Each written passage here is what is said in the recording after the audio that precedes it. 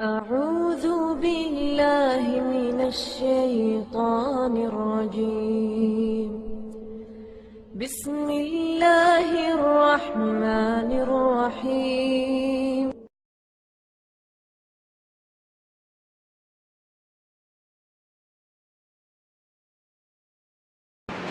انتہائی خوشی اور مسرت کا مقام ہے کہ آج ہمارے درمیان آج کی شب کے مہمان خصوصی بر صغیر ہند و پاک کے مشہور عالم داعی مبلغ فضیلت الشیخ ابو زید ضمیر حفظہ اللہ و رعاہ،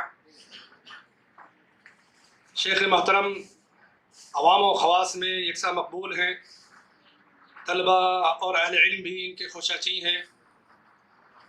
شیخ محترم کی زندگی سلفیت کے آئینہ دار ہے، زبان میں سادگی، اسلوب میں شائستگی، بیان میں تاصیل اور منہجیت، تکلفات اور تصنع سے کوسوں دور ہیں۔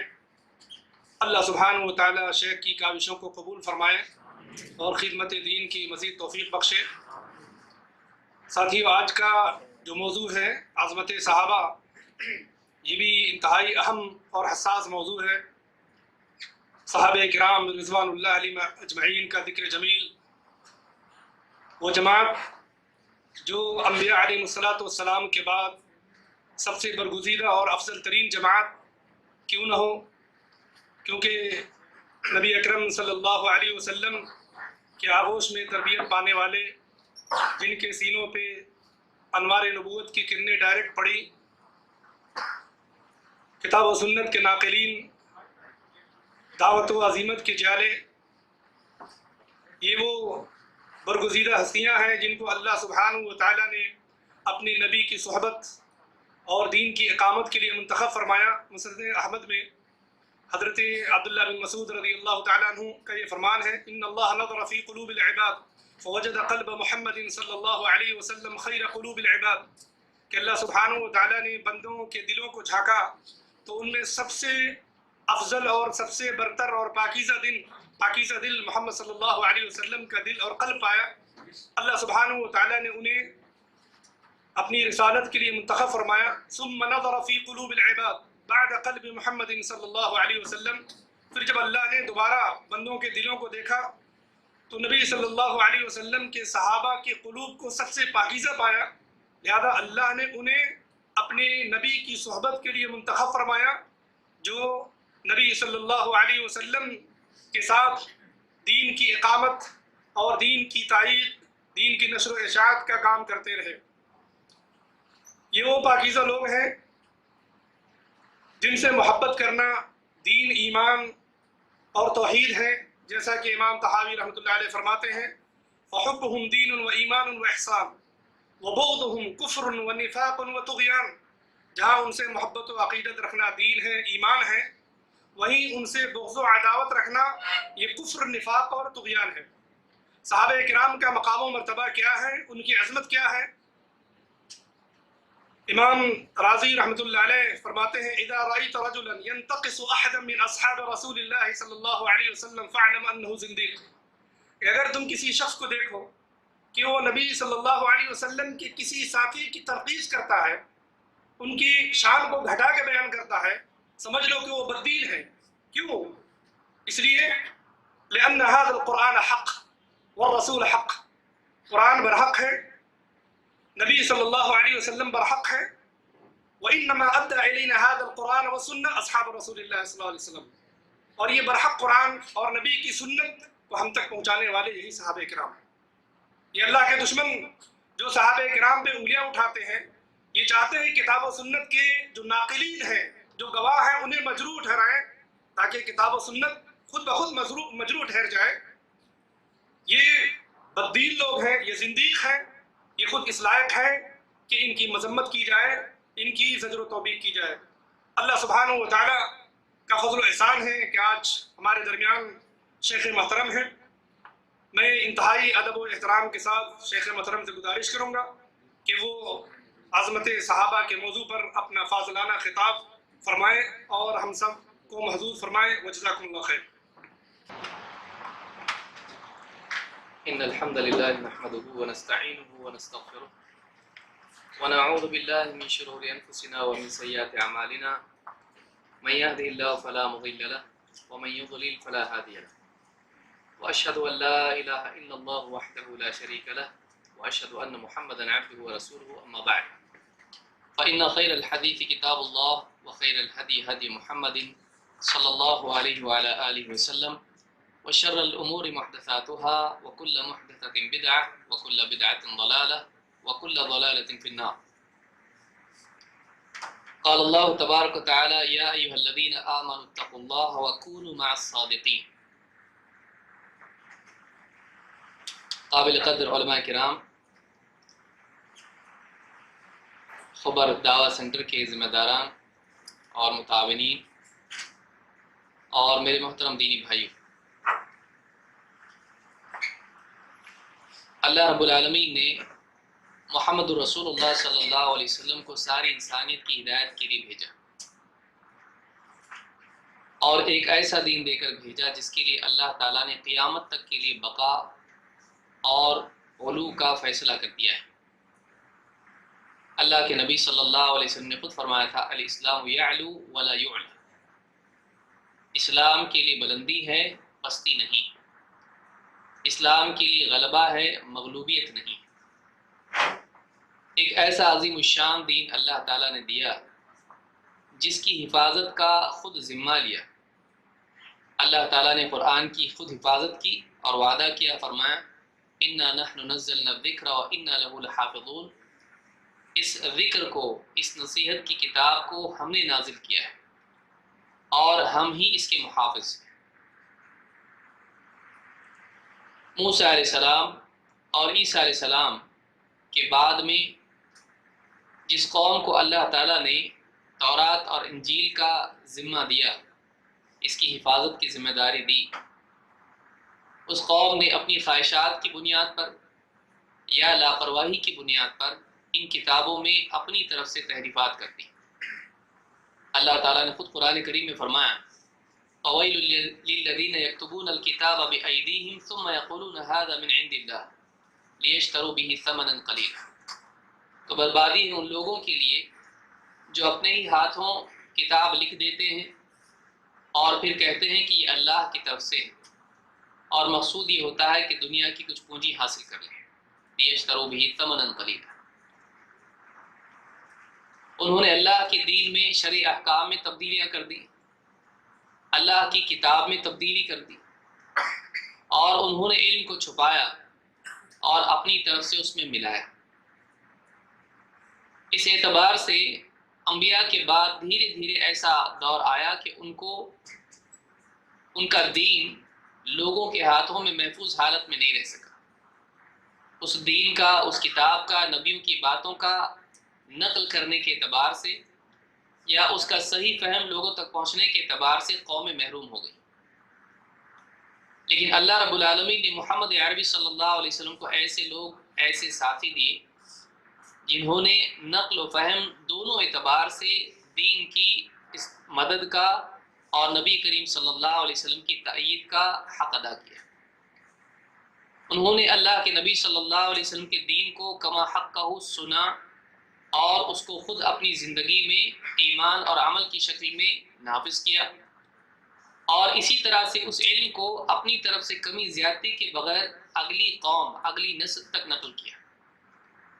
نہ صرف یہ کہ انہوں نے نبی کریم صلی اللہ علیہ وسلم کے الفاظ کو محفوظ کیا، آپ صلی اللہ علیہ وسلم کے اشاروں، چہرے کی حالت، آپ کی کروٹیں، آپ کا پیشاب پاخانے کے وقت کیا کہنا، داخل ہوتے وقت، خارج ہوتے وقت، کروٹیں بدلتے وقت میں، مسجد میں جانا، مسجد سے باہر آنا، حتیٰ کہ آپ صلی اللہ علیہ وسلم کے چہرے کی غصے کے اثرات، خوشی کے اثرات، آپ کے حلق کا دکھائی دینا، آپ کے دانتوں کا ہنسی پر دکھائی دینا، ہر چیز کو محفوظ کر دیا۔ امت کے لیے آپ کے باہر کے حالات آپ کے صحابہ نے نقل کیے، اور گھر کے حالات کے لیے اللہ رب العالمین نے آپ کی صحابیات کو، آپ کی بیویوں کو، ازواج مطہرات کو منتخب کیا۔ وَاذْكُرْنَ مَا يُتْلَى فِي بُيُوتِكُنَّ مِنْ آيَاتِ اللَّهِ وَالْحِكْمَةِ، اللہ نے فرمایا کہ اللہ کی آیتیں اور اس کی حکمت کی باتیں جو نبی کریم صلی اللہ علیہ وسلم کے ذریعے سے تمہارے سامنے ذکر کی جاتی ہیں ان کو بھولنا مت، انہیں یاد رکھنا، جو تمہارے گھروں میں جن آیتوں کی اور حکمت کی تلاوت ہوتی ہے۔ تو گھر کا معاملہ بھی ایسے ہی تھا اور باہر کا معاملہ بھی ایسے ہی تھا۔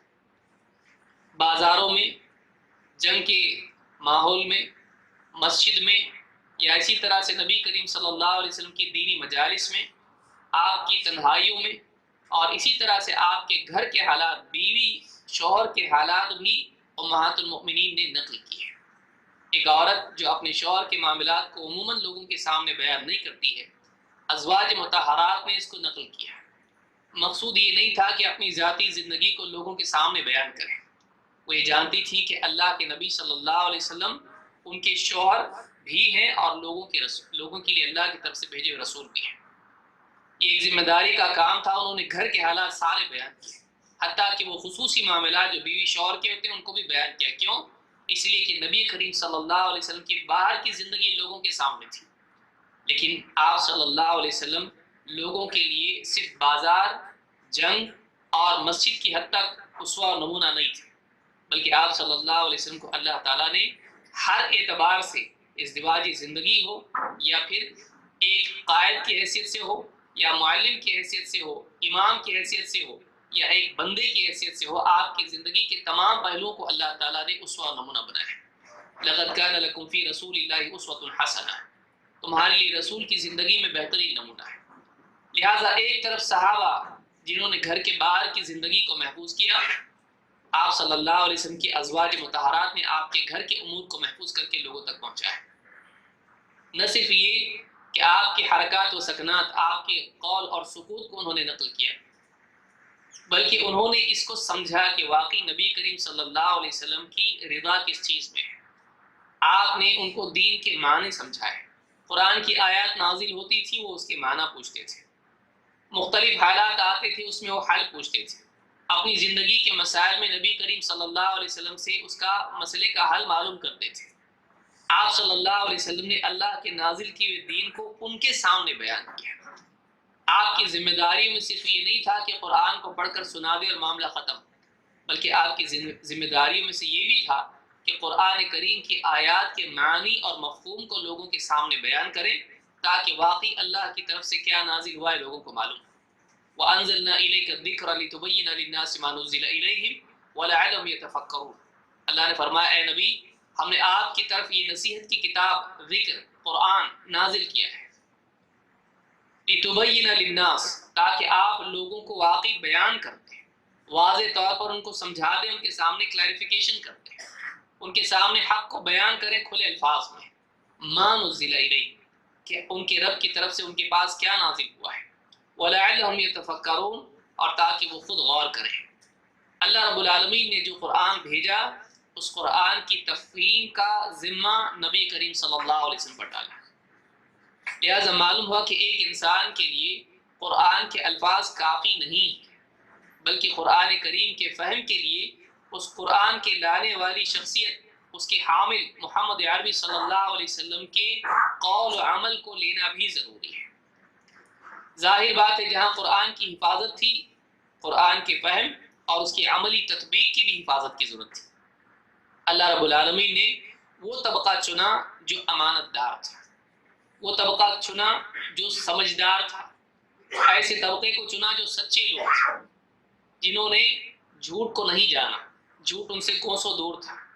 ایک سچے نبی الصادق الامین کے ماننے والے، اس کے ساتھ شانہ بشانہ کھڑے ہو کر جنگوں میں لڑنے والے، اس کے ساتھ سفروں میں جانے والے، اپنے پیٹوں پر پتھر باندھنے والے، اپنے کھانے دوسروں کو لا کر پیش کرنے والے، دین کی وجہ سے ہر قسم کی تکلیف دین کے لیے برداشت کرنے والے، چاہے بائیکاٹ ہو یا اسی طرح سے ریگستان میں گھسیٹا جائے توحید کی اقامت کے لیے، اس پر چلنے کے لیے، اس پر قائم رہ کر لوگوں کی تکلیفیں برداشت کرنا، مرد مرد، عورتیں عورتیں، بچے بچے، اللہ کے نبی صلی اللہ علیہ وسلم کے لیے جان قربان کر دینے کا جذبہ رکھنے والے لوگ اللہ تعالیٰ نے آپ کو دیے۔ ایسے افراد جن کی نظیر کسی اور قوم میں نہیں مل سکتی ہے اور جن کے برابر بعد میں بھی پیدا ہونے والے نہیں ہیں۔ خیر الناس قرنی، آپ نے خود فرمایا سب سے بہترین لوگ میرے دور کے ہیں، ثم الذین یلونہم ثم الذین یلونہم، پھر وہ جو ان کے بعد، پھر وہ جو ان کے بعد۔ ایسا طبقہ اللہ کے نبی صلی اللہ علیہ وسلم کو اللہ تعالیٰ نے دیا جو ساری امت کے لیے نبی کریم صلی اللہ علیہ وسلم کے بعد امتی ہونے کے اعتبار سے اسوہ ہیں۔ ایک نبی کیسا ہو، ایک بندہ اللہ کا کیسا ہو، اللہ کے رسول صلی اللہ علیہ وسلم سارے نبیوں کے سردار ہیں۔ اسی طرح سے نبی کے ماننے والے کیسے ہوں، نبی کی اتباع کرنے والے، نبی کی اقتداء کرنے والے کیسے ہوں۔ اللہ کے نبی صلی اللہ علیہ وسلم مسجد میں نماز پڑھ رہے ہیں اور نماز ہی کی حالت میں آپ نے جوتیاں اتار دی، آپ کے پیچھے صحابہ نے جوتیاں اتار دی۔ نماز ختم ہوئی تو اللہ کے نبی صلی اللہ علیہ وسلم نے پوچھا تم نے کیوں ایسا کیا، تم نے کیوں جوتیاں اتاری؟ کہا کہ اللہ کے رسول جب آپ نے اتار دی تو ہم نے بھی اتار دی۔ کہا کہ میں نے اس لیے اتاری تھی کہ جبریل میرے پاس آیا اور کہا کہ آپ کی جوتیوں کے نیچے نجاست ہے لہذا اتار دیجیے، تو میں نے ان جوتیوں کو نکال دیا۔ آپ غور کریں، صحابہ نبی کریم صلی اللہ علیہ وسلم کی اقتداء اور اتباع کے لیے اتنے تیار تھے کہ وہ پوری تفصیل پوچھنے کی بھی ضرورت نہیں سمجھتے تھے۔ ان کو ایک بات بطور اصول معلوم تھی جس کو اللہ تعالیٰ نے بطور عموم بیان کیا ہے، لَقَدْ كَانَ لَكُمْ فِي رَسُولِ اللَّهِ أُسْوَةٌ حَسَنَةٌ، تمہارے لیے رسول کی زندگی میں بہترین نمونہ ہے۔ انہوں نے آپ کی زندگی کے ایک حصے کو دوسرے سے الگ نہیں کیا، گھر کی زندگی کو باہر سے الگ نہیں کیا، آپ کی زندگی کے دو ٹکڑے نہیں کیے کہ آپ بطور نبی اور بطور انسان، بطور بندہ اور بطور رسول، انہوں نے آپ صلی اللہ علیہ وسلم کی تمام چیزوں کو اپنایا۔ آپ صلی اللہ علیہ وسلم کی ساری سنتوں کو اور آپ کے تمام عادات کو بھی انہوں نے اپنایا، حتیٰ کہ آپ دیکھیں گے کہ عبداللہ ابن عمر رضی اللہ تعالیٰ عنہ جب اللہ کے نبی صلی اللہ علیہ وسلم کے بارے میں انہیں معلوم تھا کہ فلاں جگہ آپ نے حاجت سے فراغت کی، فلاں پیڑ کے نیچے آپ نے آرام کیا، نبی کریم صلی اللہ علیہ وسلم کے انتخاب کو انہوں نے اپنے لیے انتخاب کیا۔ جہاں نبی صلی اللہ علیہ وسلم نے آرام کیا وہ آرام کرتے، جہاں آپ نے حاجت سے فراغت اختیار کی، جب میرے نبی نے اس جگہ کو اس کام کے لیے چنا ہے تو میں بھی اسی کو چنتا ہوں۔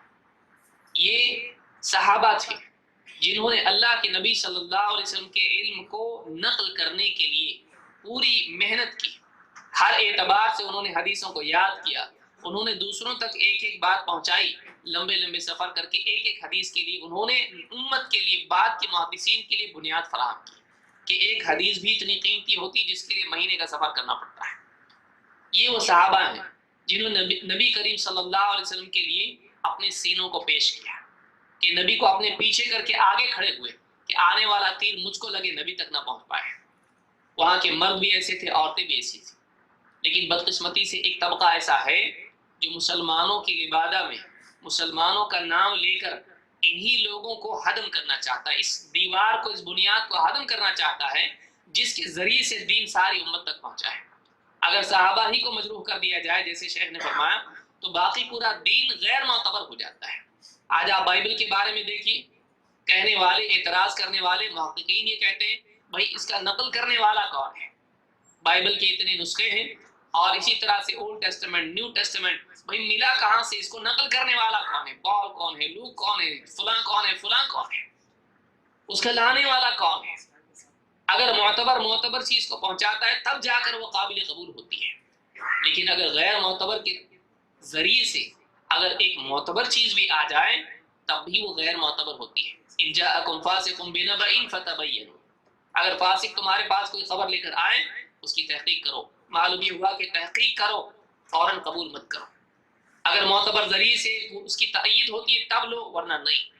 اگر آپ صحابہ ہی کو غیر معتبر قرار دیں تو آپ کے پاس دوسرا کون سا ذریعہ ہے جس کے ذریعے آپ قرآن اور سنت کو حاصل کریں؟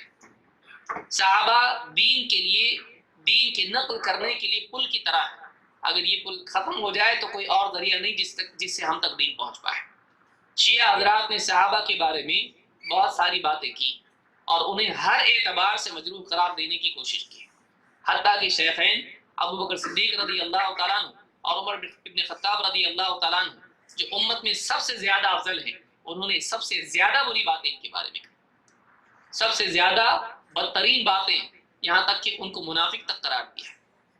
اسی طرح سے ان کے بڑوں نے ان کے بارے میں کہا کہ سب سے بدترین عذاب ان کو ہوگا، اور وہ جو سلسلہ چلا ہے ان کے ہاں سے آج بھی صحابہ کے بارے میں بدزبانی کرنا، ان کی تکفیر کرنا، ان کی تضلیل کرنا، ان پر لعنتیں کرنا، اور محرم کا مہینہ جیسے آ جاتا ہے یہ سارا سلسلہ شروع ہو جاتا ہے۔ یہ کیسی قوم ہے جو اپنے محسنین کو نہیں جانتی ہے، ایک ایسی قوم ہے جو انہی لوگوں سے دور ہو گئی جنہوں نے ان کو اللہ کے دین سے قریب کیا. وہ دین جس کی حفاظت انہوں نے کی، انہوں نے انہی شخصیات کو داغدار کرنے کے لیے کوئی کسر نہیں چھوڑی. لہٰذا یہ ضروری ہے. اور آپ دیکھیں گے کہ اللہ نے خود قرآن میں صحابہ کی تعریف کی ہے تاکہ قیامت تک پڑھنے والے انہیں معلوم رہے کہ پہلا طبقہ اچھا تھا. پہلا طبقہ جس نے نبی کو پایا اور جن کو نبی صلی اللہ علیہ وسلم نے پایا، یہ طبقہ بہترین طبقہ تھا. هو الذی ایدک بنصرہ وبالمؤمنین، اے نبی وہی اللہ ہے جس نے اپنی نصرت سے اور ایمان والوں کے ذریعے آپ کی تائید کی. اللہ تعالیٰ نے نبی پر جہاں اپنا احسان جتایا اور اپنی غیبی نصرت کا ذکر کیا، وہیں ظاہری اسباب کے اعتبار سے صحابہ اس وقت کے اہل ایمان کو بھی بتایا کہ ان کے ذریعے آپ کی مدد کی گئی، تاکہ قیامت تک کے لوگوں کو معلوم ہو کہ اس نبی کا کام پروان چڑھا ہے غیبی طور پر اللہ تعالیٰ کی نصرت کے ذریعے سے، اور ظاہری طور پر بطور سبب اللہ تعالیٰ نے صحابہ کو چنا اور انہوں نے آپ کا ساتھ دیا اور یہ کام آگے بڑھا ہے. اور یہی وجہ ہے کہ خود نبی کریم صلی اللہ علیہ وسلم بھی ہر اعتبار سے صحابہ کی قدر بھی کرتے تھے اور اس کو بیان بھی کرتے تھے. تو یہاں پر یہ ضروری ہے کہ مسلمان اور خاص طور سے وہ جو سنت کا دل اپنے پاس رکھتا ہے، جس کے دل میں سنت کی محبت ہے، اس کے لیے ضروری ہے کہ وہ سنت کے پہنچانے والوں سے بھی محبت کرے.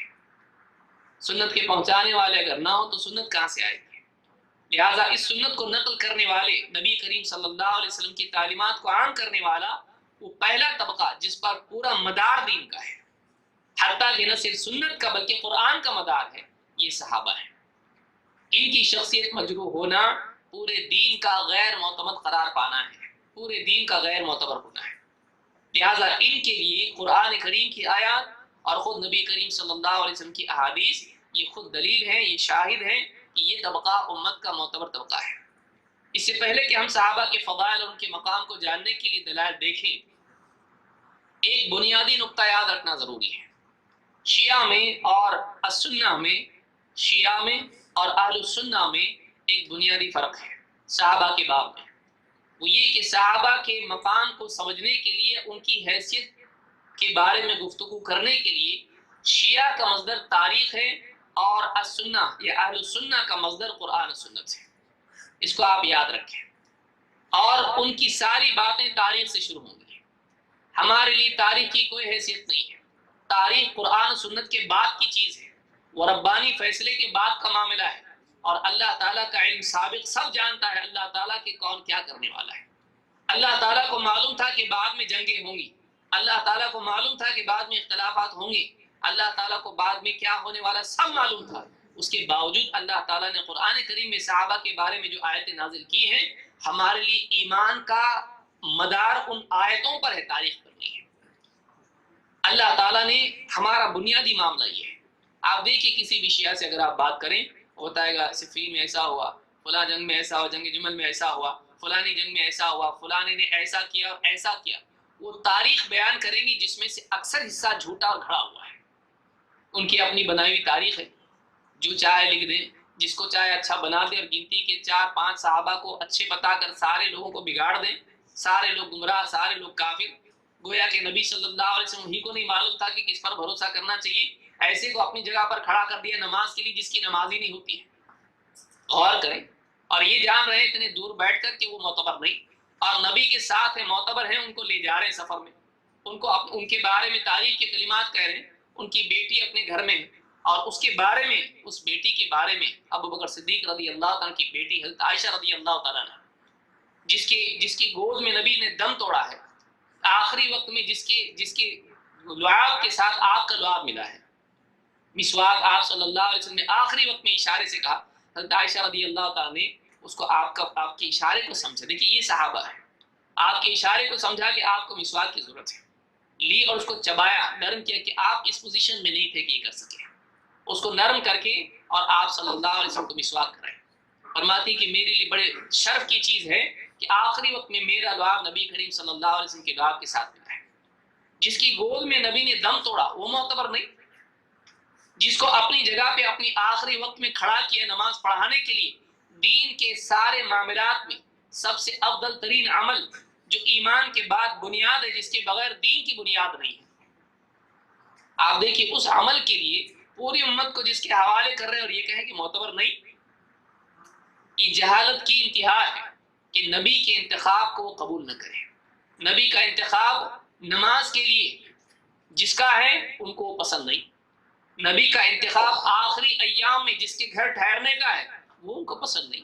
آپ غور کریں، جس کے بارے میں نبی صلی اللہ علیہ وسلم کہیں کہ میرے بعد اگر کوئی نبی ہوتا تو عمر ہوتے، جس کے بارے میں اللہ کے نبی صلی اللہ علیہ وسلم کہیں کہ اللہ تعالیٰ نے عمر کی زبان اور دل پر حق کو جاری کیا ہے، ان کو ہی پسند نہیں۔ آپ غور کریں کہ صحابہ کے اوپر تان و تشنیع کرنا، لعن طعن کرنا، ان کو مجروح کرنا، یہ خود اپنے آپ پر جرا ہے۔ جو آدمی صحابہ کا رد کرتا ہے وہ خود اپنا رد کر رہا ہے۔ کیوں؟ اس لیے کہ نبی صلی اللہ علیہ وسلم کی طرف سے اور خود اللہ رب العالمین کی طرف سے استناد ان کے لیے موجود ہے۔ لہٰذا اس خطاب میں اور اس درس میں مختصر طور پر ہم صحابہ کے بارے میں جو آیتیں اور احادیث آئی ہیں سب کا احاطہ تو ممکن نہیں ہے، لیکن کچھ باتیں ہم دیکھیں گے تاکہ صاف صریح باتیں، روایتیں، دلیلیں ایسی ہمارے پاس ہوں، اور ہم علماء سے بارہا سنتے رہتے ہیں، اس کو آپ تجدید یا اسی طرح سے واپس سے یاد دہانی سمجھ لیں کہ یہ اس دور کی بہت بڑی ضرورت ہے، یہ اس دور کی بہت بڑی ضرورت ہے جس میں شیعہ حضرات پھر سے واپس طاقت پا کر سیاسی اعتبار سے ہو یا مواصلات کے جو بھی اسباب ہیں نشر و اشاعت کے استعمال کر کے پھر سے لوگوں میں اپنی باتوں کو عام کر رہے ہیں۔ ہمارے لیے بھی ضروری ہے کہ ہم حقائق کو بیان کریں، ہم کسی کی دشمنی میں نہیں کر رہے ہیں، ہم محبت میں کر رہے ہیں۔ ہم صحابہ کے بارے میں جانتے ہیں اور قرآن و سنت ہمارے پاس صحابہ کے لیے مدار ہے، تاریخ نہیں ہے۔ اللہ تعالیٰ تاریخ جانتا تھا، پھر بھی اللہ نے اس بارے میں ان کے بارے میں آیتیں نازل کی۔ عقیدے کی بنیاد تاریخ پر نہیں رکھی جاتی، دین کی بنیاد تاریخ پر نہیں رکھی جاتی، دین کی بنیاد اللہ کی طرف سے نازل ہونے والے علم پر رکھی جاتی ہے۔ اتبعوا ما انزل الیکم من ربکم ولا تتبعوا من دونه اولیاء قلیلا ما تذکرون، اس چیز کی پیروی کرو جو تمہارے رب کی طرف سے نازل ہوئی ہے، اس کی بجائے تم دوسرے کارسازوں کے پیچھے نہ چلنے لگ جاؤ تو بہت کم نصیحت قبول کرتے ہو۔ اللہ رب العالمین نے پیروی کے لیے وحی کو طے کیا ہے، وحی کے بارے میں کہا کہ تم کو اللہ کی طرف سے نازل ہونے والے علم کی پیروی کرنا چاہیے۔ لہٰذا دین کے سارے امور میں ہمارے لیے بنیاد اگر ہے تو وحی ہے، تاریخ نہیں ہے۔ تاریخ انسان لکھتا ہے، اور تاریخ سچی بھی ہوتی ہے، جھوٹی بھی ہوتی ہے، اور آپ کتنی تاریخیں دیکھیں آپ کو معلوم پڑے گا کہ تاریخ میں جھوٹ عموماً ہوتا ہے۔ لہٰذا تاریخ کے مقابلے میں دلائل اور نصوص قرآن و سنت پر عقیدے کا مدار رکھنا، خصوصاً صحابہ کے بارے میں، یہ وہ بنیادی اصول ہے جو شیعہ اور اہل سنت کے درمیان فیصل اور فارق ہے۔ اگر یہ نقطہ آپ یاد رکھیں تو آپ کے لیے بڑی آسانی ہوگی۔ مثلاً اگر کوئی آدمی آ کے تاریخ بیان کرتا ہے، دیکھیے حضرت عمر نے ایسا کیا، فلانے نے ایسا کیا، آپ کہیں ٹھہرو، پہلے قرآن میں ان کے بارے میں دیکھو کیا ہے، حدیث میں ان کے بارے میں کیا ہے۔ نبی کریم صلی اللہ علیہ وسلم گئے اور آپ صلی اللہ علیہ وسلم نے جنت میں دیکھا کہ ایک محل ہے، اور اس میں آپ کا دل چاہا کہ میں اندر جاؤں، لیکن دیکھا کہ باہر ایک عورت وضو کر رہی ہے۔ پوچھا کہ کس کا محل ہے؟ کہا کہ عمر بن خطاب رضی اللہ عنہ کا ہے۔ آپ کو لگا کہ نہیں جانا چاہیے، آپ کو حضرت عمر کی غیرت کا خیال آیا، آپ داخل نہیں ہوئے۔ بعد میں حضرت عمر سے بیان کیا کہ ایسا ایسا ہوا ہے۔ حضرت عمر رضی اللہ تعالیٰ رونے لگے، کہا اللہ کے رسول میں آپ سے غیرت کروں گا، یعنی میرے گھر میں آپ جائیں تو مجھے برا لگے گا؟ ایسا نہیں ہو سکتا ہے۔ اب اس حدیث سے کیا معلوم، جس کے لیے محل تعمیر ہو چکا ہے جنت میں، آپ اس کے بارے میں فیصلہ کر رہے ہیں کہ یہ صحیح نہیں۔ جس کے لیے اللہ نے جزا کا فیصلہ کر دیا ہے، آپ دنیا میں اس کے سبب ایمان اور دین کے بارے میں گفتگو کر رہے ہیں۔ جنت میں جانے کے لیے ایمان اور دین چاہیے، ایمان اور نیک عمل چاہیے، جس کے بارے میں اللہ نے طے کر دیا ہے انعام، آپ دنیا میں اس کے عمل کے بارے میں فیصلہ کریں۔ جس کا انجام طے ہو چکا ہے، جس کے انجام کے بارے میں نبی نے خبر دے دی ہے، اس انجام کے اسباب پر آپ گفتگو کر رہے ہیں، یہ جہالت ہے۔ لہٰذا یہ بات یاد رکھیں کہ صحابہ کے بارے میں جب بھی آپ کسی سے گفتگو کریں، آپ تاریخ کو بنیاد نہ بنائیں، اس میں تشویش ہے۔ دیکھیے اچھے لوگوں میں بھی کچھ باتیں ہوتی ہیں، اختلافات ہوتے ہیں، ان کی نیکیاں، ان کی قربانیاں، ان کا دلوں میں جمع ہوا ایمان، نبی کریم صلی اللہ علیہ وسلم کی صحبت اور آپ کے لیے، آپ کے ساتھ مل کر دین کے لیے قربانیاں دینا، ان کا نبی کے ساتھ نمازیں پڑھنا، ان کا اللہ رب العالمین کے کلام کو پڑھنا، سمجھنا، پہنچانا، اس کے لیے اپنی جانوں کو پیش کرنا، یہ سارا آپ بعد والوں میں کہاں سے لائیں گے؟ اور اگر کچھ ہو بھی جاتا ہے، آپ ایک طرف یہ دیکھیں اور کچھ اور چیزیں دیکھیں تو دونوں کو ملانے کے بعد معلوم ہوتا ہے کہ اس کے مقابلے میں کچھ بھی نہیں ہے۔ صحابہ میں جو اختلافات ہوئے ہیں ان کو بنیاد بنا کے کبھی بھی ان کے بارے میں زبان درازی نہ کریں۔ ایک آدمی اپنے باپ اور چچا کے بیچ میں جو جھگڑا ہوتا ہے اس کو بازار میں بیان نہیں کرتا ہے، ماں اور باپ کا گھر میں جھگڑا ہوتا ہے اس کو باہر بیان نہیں کرتا ہے۔ صحابہ کے بارے میں اگر ان میں اختلاف ہوا ہے، ہماری ماں حضرت عائشہ رضی اللہ تعالیٰ عنہ اور ہمارے بڑے بڑے صحابہ جو بھی ان میں جو بھی اختلاف ہوا، حضرت علی رضی اللہ تعالیٰ عنہ یا حضرت معاویہ وغیرہ کا اختلاف ہے، آدمی اس کو بازار میں بیان کرے۔ اپنے گھر کی چیزوں کو چھپا جاتا ہے، بدترین لوگوں کی باتوں کو بھی چھپا جاتا ہے، عیب دار ماں باپ ہیں ان کے عیوب کو چھپا جاتا ہے، اور اتنے نیک لوگ، اتنے اچھے لوگ جن کے نیک ہونے کی گواہی اللہ نے دی ہے، جن کے نیک ہونے کی گواہی اللہ کے نبی صلی اللہ علیہ وسلم نے دی ہے، ان کے بارے میں زبان کھولتے ہوئے شرم نہیں آتی ہے اس کو۔ آدمی کو چاہیے کہ اللہ سے ڈرے، اور یہی بات اللہ تعالیٰ نے فرمائی ہے، یا ایھا الذین آمنوا اتقوا اللہ، اے ایمان والو اللہ سے ڈرو، وَكُونُوا مَعَ الصَّادِقِينَ، اور سچوں کے ساتھ ہو جاؤ۔ یہ سچے کون ہیں؟ بعض لوگوں نے کہا کہ صوفیہ سچے ہیں، نہیں، اس کی تفسیر عبداللہ ابن عمر رضی اللہ عنہ فرماتے ہیں وَكُونُوا مَعَ الصَّادِقِينَ کا مطلب ہے مع محمد صلی اللہ علیہ وسلم واصحابہ، سچوں کے ساتھ ہو جاؤ کا مطلب کیا ہے؟ کہا کہ محمد صلی اللہ علیہ وسلم اور صحابہ ان کے ساتھ ہو جاؤ، جو ان کے ساتھ ہے وہ کامیاب ہے، جو ان کے ساتھ نہیں، جو سچوں کے ساتھ نہیں وہ جھوٹا ہے، جو سچوں کے ساتھ نہیں ہے وہ جھوٹا ہے۔ لہٰذا اگر آدمی چاہتا ہے کہ آخرت میں کامیاب ہو اور دین کو صحیح طور سے سمجھے تو اس کے لیے ضروری ہے کہ وہ صحابہ پر اعتماد کرے، ان کا احترام کرے، ان سے محبت کرے، اور ان کی شان میں گستاخی کر کے اپنی آخرت خراب نہ کرے، اپنا دین برباد نہ کرے۔ اللہ تعالیٰ نے نبی کریم صلی اللہ علیہ وسلم کو معلم کے طور پر چنا، بعثت معلما، تو شاگرد کے طور پر صحابہ کو چنا۔ اگر ان کی بجائے اور کوئی زیادہ لائق ہوتا تو اللہ اس کو چنتا ہے۔ جب اللہ نے ان کو چنا ہے تو انسان کے لیے ضروری ہے کہ ان کے مقام کو جانے۔ اللہ تعالیٰ نے فرمایا لقد من اللہ علی المؤمنین اذ بعث فیہم رسولا من انفسہم یتلو علیہم آیاتہ ویزکیہم ویعلمہم الکتاب والحکمہ وان کانوا من قبل لفی ضلال مبین۔ اللہ نے بہت بڑا احسان کیا اہل ایمان پر جب انہی میں سے ایک رسول ان کے درمیان بھیجا جو ان پر اللہ کی آیتیں پڑھ کر سناتا ہے اور ان کا تزکیہ کرتا ہے، ان کو پاک کرتا ہے بری باتوں سے، برے عقائد سے، برے اخلاق سے، اور انہیں کتاب و حکمت کی تعلیم دیتا ہے، قرآن و سنت کی تعلیم دیتا ہے۔ اور آگے اخیر میں اللہ نے کیا فرمایا اس پر غور کریں، وَإِن كَانُوا مِن قَبْلُ لَفِي ضَلَالٍ مُبِينٍ، حالانکہ اس سے پہلے ان کا حال یہ تھا کہ اس سے پہلے یہ کھلی گمراہی میں پڑے تھے۔ غور کریں، اللہ نے کہا اس سے پہلے گمراہی میں پڑے ہوئے تھے، معلوم ہوا کہ اب یہ گمراہی میں نہیں ہے۔ نبی کے آنے کے بعد، نبی کی تربیت کے نتیجے میں صحابہ کے بارے میں خود اللہ تعالیٰ نے قرآن کریم میں فیصلہ دے دیا کہ یہ ہدایت یافتہ ہے، کیونکہ یہ پہلے گمراہی میں تھے، نبی نے ان کو گمراہی سے نکال کر ہدایت کے راستے پر لگا دیا ہے۔ لہٰذا اس آیت سے بات معلوم ہوتی ہے کہ نبی کریم صلی اللہ علیہ وسلم کے صحابہ ہدایت یافتہ تھے، اور جو ان کے بارے میں کہتا ہے کہ وہ گمراہ تھے، یہ اس کے گمراہ ہونے کی واضح دلیل ہے۔ اسی طرح سے آپ دیکھیں گے کہ اللہ تعالیٰ نے ایمان والوں کے بارے میں، صحابہ کے بارے میں ان کے ایمان کی دلیل دی ہے۔ اللہ تعالیٰ نے فرمایا لَقَدْ رَضِيَ اللَّهُ عَنِ الْمُؤْمِنِينَ إِذْ يُبَايِعُونَكَ تَحْتَ الشَّجَرَةِ، اللہ تعالیٰ اہل ایمان سے راضی ہو گیا جب وہ آپ سے پیڑ کے نیچے بیعت کر رہے تھے، بیعت رضوان، جب نبی صلی اللہ علیہ وسلم سے صحابہ بیعت کر رہے تھے حدیبیہ کے موقع پر، تو آپ کے بارے میں اللہ نے فرمایا کہ اللہ راضی ہو گیا ایمان والوں سے جب وہ آپ سے پیڑ کے نیچے بیعت کر رہے تھے۔ فَعَلِمَ مَا فِي قُلُوبِهِمْ، اللہ نے ان کے دلوں میں جو تھا اس کو جان لیا۔ فَأَنزَلَ السَّكِينَةَ عَلَيْهِمْ، تو ان پر اپنی طرف سے سکینت نازل کی۔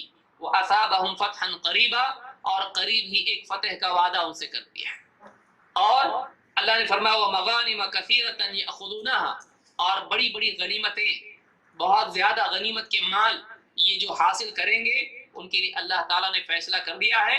وَكَانَ اللَّهُ عَزِيزًا حَكِيمًا، اور اللہ تعالیٰ بڑا زبردست ہے، غلبے والا ہے، حکمت والا ہے۔ اس آیت میں جو سورہ الفتح کی آیتیں ہیں، اللہ تعالیٰ نے یہاں پر ایک بات کہی فَعَلِمَ مَا فِي قُلُوبِهِمْ، اللہ نے ان کے دلوں میں جو کچھ تھا اس کو جانا۔ اسی طرح سے اللہ نے فرمایا لَقَدْ رَضِيَ اللَّهُ، اللہ تعالیٰ ان سے راضی ہو گئے۔ یہ تعیین کے ساتھ ہے کہ یہ جو صحابہ ہیں جو تقریباً 1500 کے قریب صحابہ تھے، یہ سارے صحابہ ان سے اللہ تعالیٰ راضی ہو گیا۔ یہ 1 2 3 4 صحابہ نہیں، اللہ تعالیٰ نے اپنی رضا کا پروانہ ان کو دے دیا، اور صاف یہ بات بھی کہی کہ اللہ تعالیٰ ان کے دلوں میں جو کچھ تھا اللہ نے اس کو جان لیا۔ ابن کثیر رحمۃ اللہ علیہ فرماتے ہیں وقوله تعالیٰ فعلم ما في قلوبهم ای من الصدق والوفاء والسمع والطاعة، کہتے ہیں دلوں میں ان کے جو سچائی تھی اور وفاداری تھی اور سننے اور ماننے کا جو جذبہ تھا، اللہ نے اس کو دیکھ لیا، اللہ نے اس کو جان لیا۔ تو اللہ رب العالمین کی طرف سے تو ان کے دلوں کی بھی توفیق ہو جائے اور لوگ ان کے بارے میں بدزبانی کریں، یہ بدبختی کی علامت ہے۔ یہ کتنے صحابہ تھے؟ 4 تھے یا 3 تھے؟ ان صحابہ کے بارے میں جابر بن عبداللہ رضی اللہ تعالیٰ فرماتے ہیں کانوا 15 یہ صحابہ کتنے تھے؟ 15 1500 لوگ تھے۔ اور الذین بایعوا النبی صلی اللہ علیہ وسلم یوم الحدیبیہ، حدیبیہ کے دن اللہ کے نبی صلی اللہ علیہ وسلم سے بیعت کرنے والے صحابہ 1500 تھے۔ ان 1500 کے بارے میں اللہ تعالیٰ نے آیت نازل کی ہے کہ ان سب کے بارے میں اللہ نے ان کے دلوں میں جو تھا اس کو دیکھ لیا اور اللہ رب العالمین ان سے راضی ہو گیا۔ لہٰذا صحابہ کے بارے میں یہ کہنا کہ گنتی کے کچھ لوگ تھے اور وہی دین پر باقی رہے، جنہوں نے حضرت علی رضی اللہ تعالیٰ کا ساتھ دیا، باقی سارے مرتد ہو گئے، یہ جاہل آدمی کہتا ہے جس نے قرآن کو بھی نہیں پڑھا اور جو صحابہ کے بارے میں نبی کی حدیث کو بھی نہیں جانتا ہے۔ تو یہاں پر یہ دیکھنے کی چیز ہے کہ صحابہ کے دل میں موجود ایمان کی بھی اللہ تعالیٰ نے گواہی قرآن میں دی ہے، اور اللہ نے ان پر سکینت نازل کی، اللہ تعالیٰ نے ان کے لیے رضا کا فیصلہ کر دیا۔ اسی طرح سے آپ دیکھیں اللہ تعالیٰ نے فرمایا محمد الرسول اللہ، محمد صلی اللہ علیہ وسلم اللہ کے رسول ہیں، والذین معہ اشداء علی الکفار رحماء بینہم، اور جو ان کے ساتھ ہیں یہ کفار پر بڑے شدید ہیں اور آپس میں ایک دوسرے کے لیے بڑے رحم کرنے والے۔ تراہم رکعا سجدا یبتغون فضلا من اللہ ورضوانا، تو انہیں دیکھے تو اس حال میں پائے گا کہ وہ رکوع میں ہیں، سجدے میں ہیں اور اللہ تعالیٰ کے فضل اور اس کی رضا کی تلاش میں ہیں۔ ان کی چاہت یہی ہے کہ کسی طرح سے اللہ تعالیٰ ہم سے راضی ہو جائے اور ہم کو اللہ کا فضل نصیب ہو۔ سیماہم فی وجوہہم من اثر السجود، ان کے سجدوں کے اثر ان کے چہروں پر نمایاں، ان کی علامت ان کے چہروں میں دیکھی جا سکتی ہے۔ اللہ تعالیٰ نے یہاں پر غور کریں، نمبر 1 اللہ تعالیٰ نے فرمایا کہ ایک تو ان کے ایمان اور دینی غیرت کو یہاں بیان کیا۔ حدیث میں آپ دیکھیں گے مسند احمد وغیرہ کی روایت میں آپ نے فرمایا اوثق عرى الایمان الحب فی اللہ والبغض فی اللہ، ایمان کی سب سے مضبوط گرہ گانٹھ کیا ہے؟ اللہ کے لیے محبت اور اللہ کے لیے دشمنی، یہ ایمان کی علامت ہے۔ صحابہ کی تعریف اللہ تعالیٰ نے پہلے مرحلے میں کی تو ان کے ایمان کی گواہی اور ایمان کے اعلیٰ درجے کو بیان کیا۔ کیا بیان کیا؟ ایسی چیز بیان کی جس کی بنیاد ایمان پر ہوتی ہے، اللہ کے لیے محبت کرنا، اللہ کے لیے دشمنی کرنا، اور ان کی زندگی میں یہ بالکل ظاہر تھا۔ وہ لوگ جن سے سالوں کی جنگ تھی، جب دین زندگی میں آیا، نبی کریم صلی اللہ علیہ وسلم کی تابعداری زندگی میں آئی، انہوں نے ان کو اپنا بھائی بنا لیا۔ اوس اور خزرج کو آپ دیکھیے، سالوں کی جنگ ختم، اور وہ لوگ جو ان کے اپنے رشتہ دار ہیں، جب دین کا معاملہ آیا، جب انہوں نے نبی صلی اللہ علیہ وسلم کی شان میں گستاخیاں کی اور آپ کی جان کے دشمن ہو گئے، تو یہ بیچ میں دیوار بن کے کھڑے ہو گئے اور ان کے دشمن بن گئے۔ انہوں نے پرایوں کو دین کے لیے اپنا بنایا اور دین کے لیے موقع آیا تو اپنوں کو پرایا بنا دیا۔ ان کی دوستی اور دشمنی اللہ کے دین کی بنیاد پر تھی۔ انسان اپنے مفاد اور مصلحتوں کی بنیاد پر دوست دشمن بناتا ہے۔ صحابہ نے ساری مصلحتوں کو بالائے طاق رکھ کر انہوں نے دین کو اپنی مصلحت بنا دیا۔ ہماری ساری مصلحت دین ہے، نبی ہے، اللہ کا دین اور نبی کریم صلی اللہ علیہ وسلم کی سنت، آپ کی تابعداری، آپ کی صحبت، آپ کی رفاقت، آپ کا تعاون، آپ کے لیے ہر قربانی کو دینے کے لیے وہ تیار ہو گئے۔ تو یہاں پر اللہ نے پہلی چیز بیان کی کہ وہ اللہ کے لیے اشداء علی الکفار رحماء بینہم، کفر کرنے والے، اس دین کا انکار کرنے والے، ان کے مقابلے میں وہ سخت ہیں، لیکن آپس میں ایک دوسرے کے لیے نرم ہیں، رحمت والے ہیں۔ دوسرا عبادات، ایمان کے بعد عبادت، عبادت میں مجاہدہ، اور عبادات میں افضل العبادت جو بندگی کی علامت ہے، جو اللہ کے نزدیک سب سے افضل عمل ہے، وسجد واقترب، سجود اللہ کے قرب کا ذریعہ ہے، وہ چیز جو ایک انسان کو اونچا کرتی ہے، ایک چیز جو انسان ابلیس پر بڑی بھاری تھی، کبر کی نفی، کہ اللہ کے آگے اپنے آپ کو جھکانے والے، اور رسمی طور پر نہیں جیسے منافقین کا حال تھا، ویسا نہیں جیسے اللہ نے ان کے بارے میں کہا، یعنی نماز کے لیے کھڑے ہوتے ہیں تو کسمساتے ہوئے، جی چراتے ہوئے، فویل للمصلین الذین هم عن صلاتهم ساہون، نہیں بلکہ ان کے بارے میں فرائض کے علاوہ نوافل کی بات کہی، اور نوافل میں مجاہدے کو بیان کیا۔ اب غور کریں، فرائض کا اہتمام زندگی میں ہے، فرائض سے زیادہ نوافل کا اہتمام ہے جو اپنی طرف سے عبادت گزاری ہے۔ اس عبادت گزاری میں تھوڑا نہیں بلکہ لمبے لمبے قیام، لمبے لمبے سجود، لمبے لمبے رکوع، اور اپنے اوقات کو، رات کے اوقات کو اللہ کے آگے آوازاری میں گزارنا ہے۔ تراہم، تو دیکھے گا، تو جب بھی ان کو پائے گا تو رات کے اوقات میں یہی کر رہے ہوں گے۔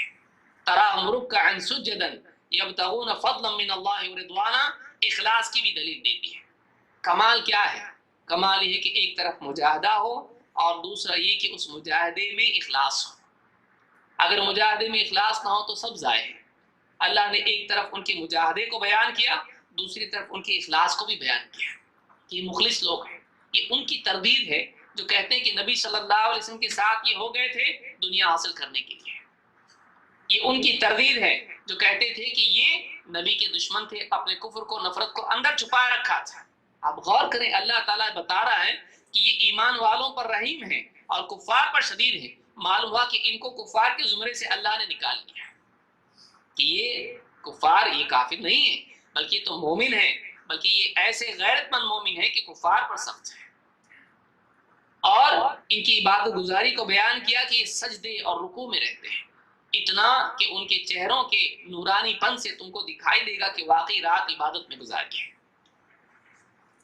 تو راتوں کو عبادت میں صرف کرتے ہیں، اور فرمایا ذالک مثلہم فی التوراۃ، یہ ان کا تذکرہ ہے تورات میں، یہ تورات میں ان کا تذکرہ۔ معلوم ہی ہوا کہ یہ انتخاب اتفاقی نہیں کہ بس نبی صلی اللہ علیہ وسلم آگے مکہ میں، آپ آگے مدینہ میں، کچھ لوگ مل گئے آپ کو، نہیں، بلکہ یہ انتخاب نبی کریم صلی اللہ علیہ وسلم کی پیدائش سے پہلے کا ہے۔ ذالک مثلہم فی التوراۃ، ایسی قوم جس کا تذکرہ، جب نبی کا تذکرہ تورات اور انجیل میں ہے تو صحابہ کا بھی تذکرہ تورات اور انجیل میں ہے۔ کوئی معمولی لوگ نہیں کہ اللہ تعالیٰ نے آسمانی کتاب میں ان کے وجود میں آنے سے پہلے تذکرہ کیا کہ ایسے لوگ آنے والے ہیں جو آخری نبی کے ساتھی ہوں گے۔ ذالک مثلہم فی التوراۃ ومثلہم فی الانجیل، اور انجیل میں ان کا تذکرہ کیا ہے؟ کزرع اخرج شطأہ فآزرہ فاستغلظ فاستوى علی سوقہ، کہ ایک چھوٹا سا اقوا زمین سے نکلا اور بڑھتے بڑھتے اپنی جو ہے شاخ، اس کی یا جو بھی اس کا تنا تھا اس پر کھڑا ہوا اور مضبوط ہوا۔ یعجب الزراع لیغیظ بہم الکفار، تاکہ کسان کو خوش کر دے اور کفار کو غصہ دلائے۔ امام مالک رحمۃ اللہ علیہ نے اور بعض علماء نے اس سے استدلال کیا ہے کہ جو صحابہ سے چڑھتا ہے یہ اس کے کفر کی یہ علامت ہے، کیونکہ کس کو غصہ آتا ہے؟ نبی صلی اللہ علیہ وسلم نے اس پودے کو اونچا کیا، صحابہ کو تربیت دے کے پروان چڑھایا، تو آپ صلی اللہ علیہ وسلم آخری وقت میں دیکھیے جب اللہ کے نبی صلی اللہ علیہ وسلم نماز کے لیے نہیں آ سکتے تھے، آپ صلی اللہ علیہ وسلم نے پردہ ہٹا کے دیکھا، صحابہ نماز پڑھ رہے تھے، ابو بکر صدیق رضی اللہ عنہ کی اقتداء میں، آپ صلی اللہ علیہ وسلم آخری وقت ان کو دیکھ کے مسکرائے، آپ ان کو دیکھ، یعنی آخری وقت میں پیارے رسول صلی اللہ علیہ وسلم صحابہ سے خوش تھے۔ اور اس کے بعد صحابی کہتے ہیں کہ آپ صلی اللہ علیہ وسلم کو دیکھا نہیں گیا، یعنی آپ صلی اللہ علیہ وسلم سے ملاقات نہیں ہو پائی، آپ کی وفات ہو گئی۔ آخری وقت میں صحابہ کو نماز میں دیکھ کے آپ خوش تھے، اور لیکن کافر صحابہ کو دیکھ کے خوش نہیں ہوتا ہے۔ آپ دیکھیے کسی کو ایسے لوگ ملے نہیں۔ آج خود انجیل لکھنے والوں نے کیا لکھا ہے؟ عیسیٰ علیہ السلام کے ساتھ والے آخری وقت میں ساتھ چھوڑ کے بھاگ گئے۔ ان کے حواریوں کے بارے میں کتنا سچ ہے وہی جانتے ہیں، لیکن انہوں نے ان کے اپنے دین میں، ان کے نزدیک عیسیٰ علیہ السلام کے جتنے ساتھی تھے وہ آخری وقت میں چھوڑ کے بھاگ گئے۔ موسیٰ علیہ السلام کی قوم کا تذکرہ اور تعریف تو خود قرآن میں ہے کہ تو اور تیرا رب جا کے لڑ لے، تو ایسے لوگ موسیٰ علیہ السلام کو ملے، حتیٰ کہ اللہ کے نبی صلی اللہ علیہ وسلم کو بعض وجوہات سے تکلیف ہوئی تو آپ صلی اللہ علیہ وسلم نے کہا کہ موسیٰ پر اللہ رحم فرمائیں، انہیں سے زیادہ ستایا گیا لیکن انہوں نے صبر کیا۔ موسیٰ علیہ السلام کو قوم نے ستا دیا، ہر اعتبار سے پریشان کر دیا۔ اسی لیے موسیٰ علیہ السلام نے کہا تھا کہ دیکھیے 5 نمازیں 50 نمازیں نہیں کر پائیں گے، میں اپنی قوم سے تجربہ کر چکا ہوں۔ گائے ذبح کرو تو موسیٰ علیہ السلام کے پیچھے پڑ کر ڈیٹیل بتائیے کیسے۔ شرعی احکام قبول نہیں کرتے تھے۔ موسیٰ علیہ السلام غسل اکیلا کرتے تھے، ان کے بارے میں عیب لگا دیے، شاید کچھ تو عیب ہے، مردانگی میں کوئی عیب ہوگا، اور ان کے بارے میں باتیں بنانے لگے، ہر اعتبار سے ستانا۔ لیکن پیارے رسول صلی اللہ علیہ وسلم کو آپ دیکھیے، ایسے صحابہ آپ کو ملے کہ جنہوں نے آپ تک آنے والے تیر کو آپ تک پہنچنے نہیں دیا۔ ایسے لوگ نبی کریم صلی اللہ علیہ وسلم کو ملے، کیسے لوگ ناراض نہیں ہوں گے، کیسے لوگ حسد نہیں کریں گے۔ لیکن بدقسمتی سے اسلام کا نام لینے والا ان کی شان میں گستاخی کرے، یہ بدترین خیانت بھی ہے اور بدترین ناشکری بھی ہے۔ صحابہ کے وجود پر، امت کو صحابہ ایسے لوگ ملنے پر مسلمان کو شکر کرنا چاہیے کہ ہمارے نبی کو اللہ نے ایسے ساتھی دیے اور ہمارے لیے ایسے پیشوا بنائے، ہمارے لیے ایسے سردار بنائے کہ ان کے بعد ہم ان کی برابری نہیں کر سکتے۔ جو اچھے تھے وہ ہم سے پہلے گزر گئے، اب کوئی ترقی سے زیادہ ہونے والی نہیں۔ جو طبقہ تھا پہلا، تاکہ اعتماد دین پر ہمیشہ رہے۔ معلوم نہیں بھائی کیسے لوگ تھے، سچے کے جھوٹے تھے، دین پہنچایا کہ نہیں پہنچایا، اپنی طرف سے اضافہ تو نہیں کر دیا، خام خواہ کی تعریفیں تو نہیں کر دی، چھپایا تو نہیں ایوب کو، کچھ جنگوں کے معاملات کو، کچھ گھر کے معاملات کو، بازار کے معاملات کو ضائع تو نہیں کر دیا، لاپرواہی تو نہیں برتی۔ شک نہیں ہوگا ایسے اعلیٰ لوگ کہ جنہوں نے دین کو کما حقہ پہنچا دیا۔ تو صحابہ وہ طبقہ ہے، اسی لیے کہا لیغیظ بہم الکفار، تاکہ کفار کو اللہ تعالیٰ اس کے ذریعے سے، اس طبقے کے ذریعے سے غصہ دلائے۔ تو معلوم ہوا کہ جس کو صحابہ سے چڑ ہوتی ہے اس کے عدم ایمان کی دلیل ہے، اس کے پاس ایمان نہیں ہے۔ مومن کبھی صحابہ سے نہیں چڑھے گا۔ وہ کیسے چڑھ سکتا ہے جس سے نبی خوش، اس سے یہ ناخوش کیسے ہو؟ نبی کی محبت میں عیب کی علامت ہے، جس سے اللہ خوش ہے اس سے ناخوش ہو، کیسے ہو سکتا ہے؟ کہ اللہ کی محبت میں نقص اور اللہ کی محبت نہ ہونے کی بھی دلیل ہو سکتا ہے۔ لہٰذا اللہ نے فرمایا وعد اللہ الذین آمنوا وعملوا الصالحات منہم، ان صحابہ سے جنہوں نے نیک، یہاں منہم ان سب کے لیے شامل ہے کہ اللہ تعالیٰ نے ان سارے صحابہ کے لیے، یہ جنس کے لیے بیان ہو رہا ہے، اللہ نے فرمایا کہ ان صحابہ کے لیے جنہوں نے ایمان لایا اور نیک اعمال کیے، اللہ تعالیٰ نے ان کے لیے مغفرت اور اجر عظیم کا وعدہ کیا ہے۔ تو یہ اللہ کی طرف سے صحابہ کا تذکرہ قرآن کریم میں ہے۔ اسی لیے اللہ نے یہاں پر کیا کہا والذین معہ، اللہ نے ان کا تعارف کیسے کیا؟ جو ان کے ساتھ ہیں۔ معلوم ہوا کہ صحابہ ہر اعتبار سے آپ کے ساتھ تھے، آپ کے عقیدے میں بھی اور آپ کے لیے نصرت میں، جہاں موقع آیا اپنے آپ کو پیش کر دیا۔ نبی کے ساتھی اللہ نے اس طرح سے تعارف کیا۔ لہٰذا کسی کے لیے صحیح نہیں ہے کہ نبی صلی اللہ علیہ وسلم سے صحابہ کو الگ کریں۔ جب اللہ نے آپ کے ساتھی کے طور پر بیان کیا تو ان کو ہمیشہ ساتھ رکھنا چاہیے۔ اس لیے شیخ الالبانی کہا کرتے تھے جب اللہ نے صحابہ کو جوڑا ہے نبی سے، ہم دور نہیں کریں گے۔ آپ دیکھیے قرآن کریم میں وَمَن يُشَاقِقِ الرَّسُولَ مِن بَعْدِ مَا تَبَيَّنَ لَهُ الْهُدَى وَيَتَّبِعْ غَيْرَ سَبِيلِ الْمُؤْمِنِينَ نُوَلِّهِ مَا تَوَلَّىٰ وَنُصْلِهِ جَهَنَّمَ وَسَاءَتْ مَصِيرًا، جو کوئی رسول کی مخالفت کرے ہدایت کے واضح ہو جانے کے بعد اور اہل ایمان کی مخالفت کرے، ایمان والوں سے ہٹ کے کوئی اور راستہ چلے، جہاں وہ مڑا ہے اس کو وہی موڑ دیں گے اور جہنم میں پہنچا دیں گے، بہت برا ٹھکانہ ہے۔ صحابہ کو اللہ تعالیٰ نے یہاں پر ایک انسان کی ہلاکت کے لیے اتنا کافی ہے کہ وہ نبی کی مخالفت کرے، لیکن اللہ تعالیٰ نے ایک اور چیز جوڑ دی کہ جو رسول کی مخالفت کرے اور اسی کے ساتھ صحابہ کے راستے کو چھوڑ کر الگ راستہ اختیار کرے۔ صحابہ کیوں؟ یہاں تو ایمان والے ہیں، آیت نازل ہوئی تو کون تھا اس وقت میں؟ جب آیت نازل ہوئی اس وقت رسول کے ساتھ راستے پر چلنے والے کون سے ایمان والے تھے؟ وہ پہلا طبقہ کون سا تھا جس کا راستہ متعین تھا؟ وہ صحابہ تھے۔ بعد میں آنے والوں کے لیے لازم ہوگا کہ اس راستے پر چلیں۔ اللہ نے نبی کے ساتھ صحابہ کو جوڑا۔ آپ صلی اللہ علیہ وسلم نے فرمایا کہ امت 73 فرقوں میں بٹے گی، وتفترق امتی علی 73 ملہ کلہم فی النار الا ملۃ واحدہ، میری امت 73 فرقوں میں بٹ جائے گی، سب جہنم میں جائیں گے سوائے ایک طبقے کے، سوائے ایک فرقے، ایک جماعت کے، ایک گروہ کے۔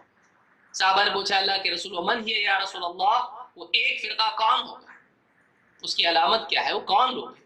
آپ نے وہاں بھی کیا فرمایا، ما انا علی و اصحابی، جس پر میں اور میرے صحابہ ہیں۔ یہاں بھی آپ نے اپنے ساتھ صحابہ کو جوڑا ہے۔ اسی لیے شیخ الالبانی نے اس آیت اور اس حدیث کے تحت کہا کہ دیکھیے اللہ نے بھی نبی کے ساتھ صحابہ کو جوڑا، اور یہاں بھی رسول نے اپنے ساتھ صحابہ کو جوڑا۔ جب اللہ اور اس کے رسول نے صحابہ کو نبی کے ساتھ جوڑا تو ہم کیوں الگ کریں گے؟ ہم الگ نہیں کر سکتے ہیں۔ لہذا دین کے صحیح فہم کے لیے ہمارے لیے صحابہ ضروری ہے کہ اللہ نے بھی جوڑا اور رسول نے بھی جوڑا، ہم الگ نہیں کر سکتے ہیں۔ اب اگر کوئی آدمی الگ کرتا ہے تو اس کی گمراہی کا پہلا قدم ہے۔ اگر کوئی کہتا ہے، شیخ الالبانی کہا کرتے تھے من قال نحن رجال هم رجال ونحن رجال، وہ بھی انسان تھے ہم بھی انسان ہیں۔ اگر کوئی کہتا ہے ان کی بات کا کیا قیمت ہے، ٹھیک ہے بھائی وہ تو انسان تھے، وہ بھی انسان تھے ہم بھی انسان ہیں، لہٰذا ان کی رائے ہمارے نزدیک کوئی معنی نہیں رکھتی۔ اگر کوئی ایسا کہتا ہے ہم رجال ونحن رجال، شیخ الالبانی اس میں آگے جوڑتے تھے فهو فی زیغ وضلال، ایسا آدمی تیرے راستے پر ہے اور گمراہی پر ہے۔ اس لیے کہ دین کے صحیح فہم کے لیے صحابہ کو دیکھنا، ان کے تعامل کو دیکھنا ضروری ہے۔ لہٰذا صحابہ کے بغیر آپ دین کو صحیح طور سے سمجھے نہیں ہو سکتا ہے۔ اسی لیے اللہ نے صحابہ کو چنا، اور نبی صلی اللہ علیہ وسلم نے کہا کہ جس پر میں اور میرے صحابہ ہیں، یہ نہیں کہا جس پر میں ہوں کافی تھا، کہا میں اور میرے صحابہ ہیں۔ صحابہ کو جوڑنے کی ضرورت کیا ہے؟ تاکہ بعد کے امت کے طبقات میں جب اختلافات اور گمراہیاں آئیں، تفریقہ بازی ہو، انہیں معلوم پڑے کہ ایک طبقہ ہے جس نے دین کو صحیح طور سے نبی سے سمجھا، اور ہم کو اس کے فہم پر اعتماد کرنا ضروری ہے۔ جہاں اس کے نقل پر اعتماد ضروری ہے وہاں اس کے فہم پر بھی اعتماد کرنا ضروری ہے۔ صحابہ کا مجموعی فہم امت پر حجت ہے، صحابہ کا مجموعی فہم امت کے لیے دلیل ہے۔ لہذا صحابہ کو نبی سے الگ کرنا صحیح نہیں۔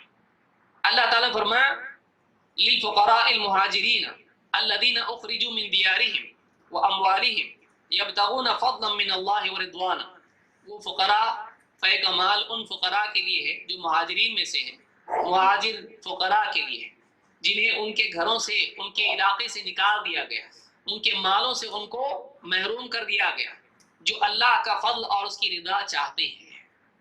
مکہ سے مدینہ جب سفر کر کے آئے ہیں تو اس لیے نہیں آئے کہ مکہ میں کچھ بھی نہیں بزنس اور مدینہ میں بزنس چلے گا، وہاں کھیتی باڑی نہیں تو مدینہ کی کھیتی باڑی سے اناج ان کو ملے گا، اس لیے نہیں آئے ہیں۔ نبی کے ساتھ مکہ چھوڑ کر آئے ہیں۔ اللہ نے فرمایا یبتغون فضلا من اللہ ورضوانا، ایک تو یہ کہ انہیں نکالا گیا ہے، مجبوراً آئے ہیں، دین کی وجہ سے آئے ہیں، اپنی چاہت سے نہیں آئے ہیں، قربانی دے کر آئے ہیں، تفریح کے لیے نہیں آئے ہیں۔ اور کہا کہ مقصد اس میں کیا ہے؟ دنیا نہیں ہے، بلکہ کہا کہ یبتغون فضلا من اللہ ورضوانا، اللہ کا فضل اور اس کی رضا چاہتے ہوئے آئے ہیں۔ پچھلی آیت میں بھی یہی بات تھی، اللہ کا فضل اور اس کی رضا۔ اور اسی طرح سے فرمایا وَيَنْصُرُونَ اللَّهَ وَرَسُولَهُ، اور یہ اللہ اور اس کے رسول کی نصرت کرتے ہیں، اللہ کے دین کی، رسول کی شخصیت کی تک نصرت کرتے ہیں۔ اور فرمایا اولئک هم الصادقون، یہ لوگ ہیں جو سچے ہیں، جنہوں نے اللہ کے لیے اپنی تمام چیزوں کو کھویا اور اللہ تعالیٰ کو پانے کے لیے ہر چیز سے محرومی برداشت کرنے کے لیے تیار ہو گئے۔ یہ وہ لوگ ہیں جو سچے ہیں، جو نہ صرف اپنے عقیدے میں سچے ہیں، نہ صرف اپنے وعدوں میں سچے ہیں، بلکہ انہوں نے اپنے قول کو، اپنی قربانی کے وعدوں کو نبی کے ساتھ ہجرت کر کے اور سب چیزوں کو چھوڑا اللہ اور اس کے رسول کو پانے کے لیے۔ یہ لوگ سچے ہیں جنہوں نے قربانی دی۔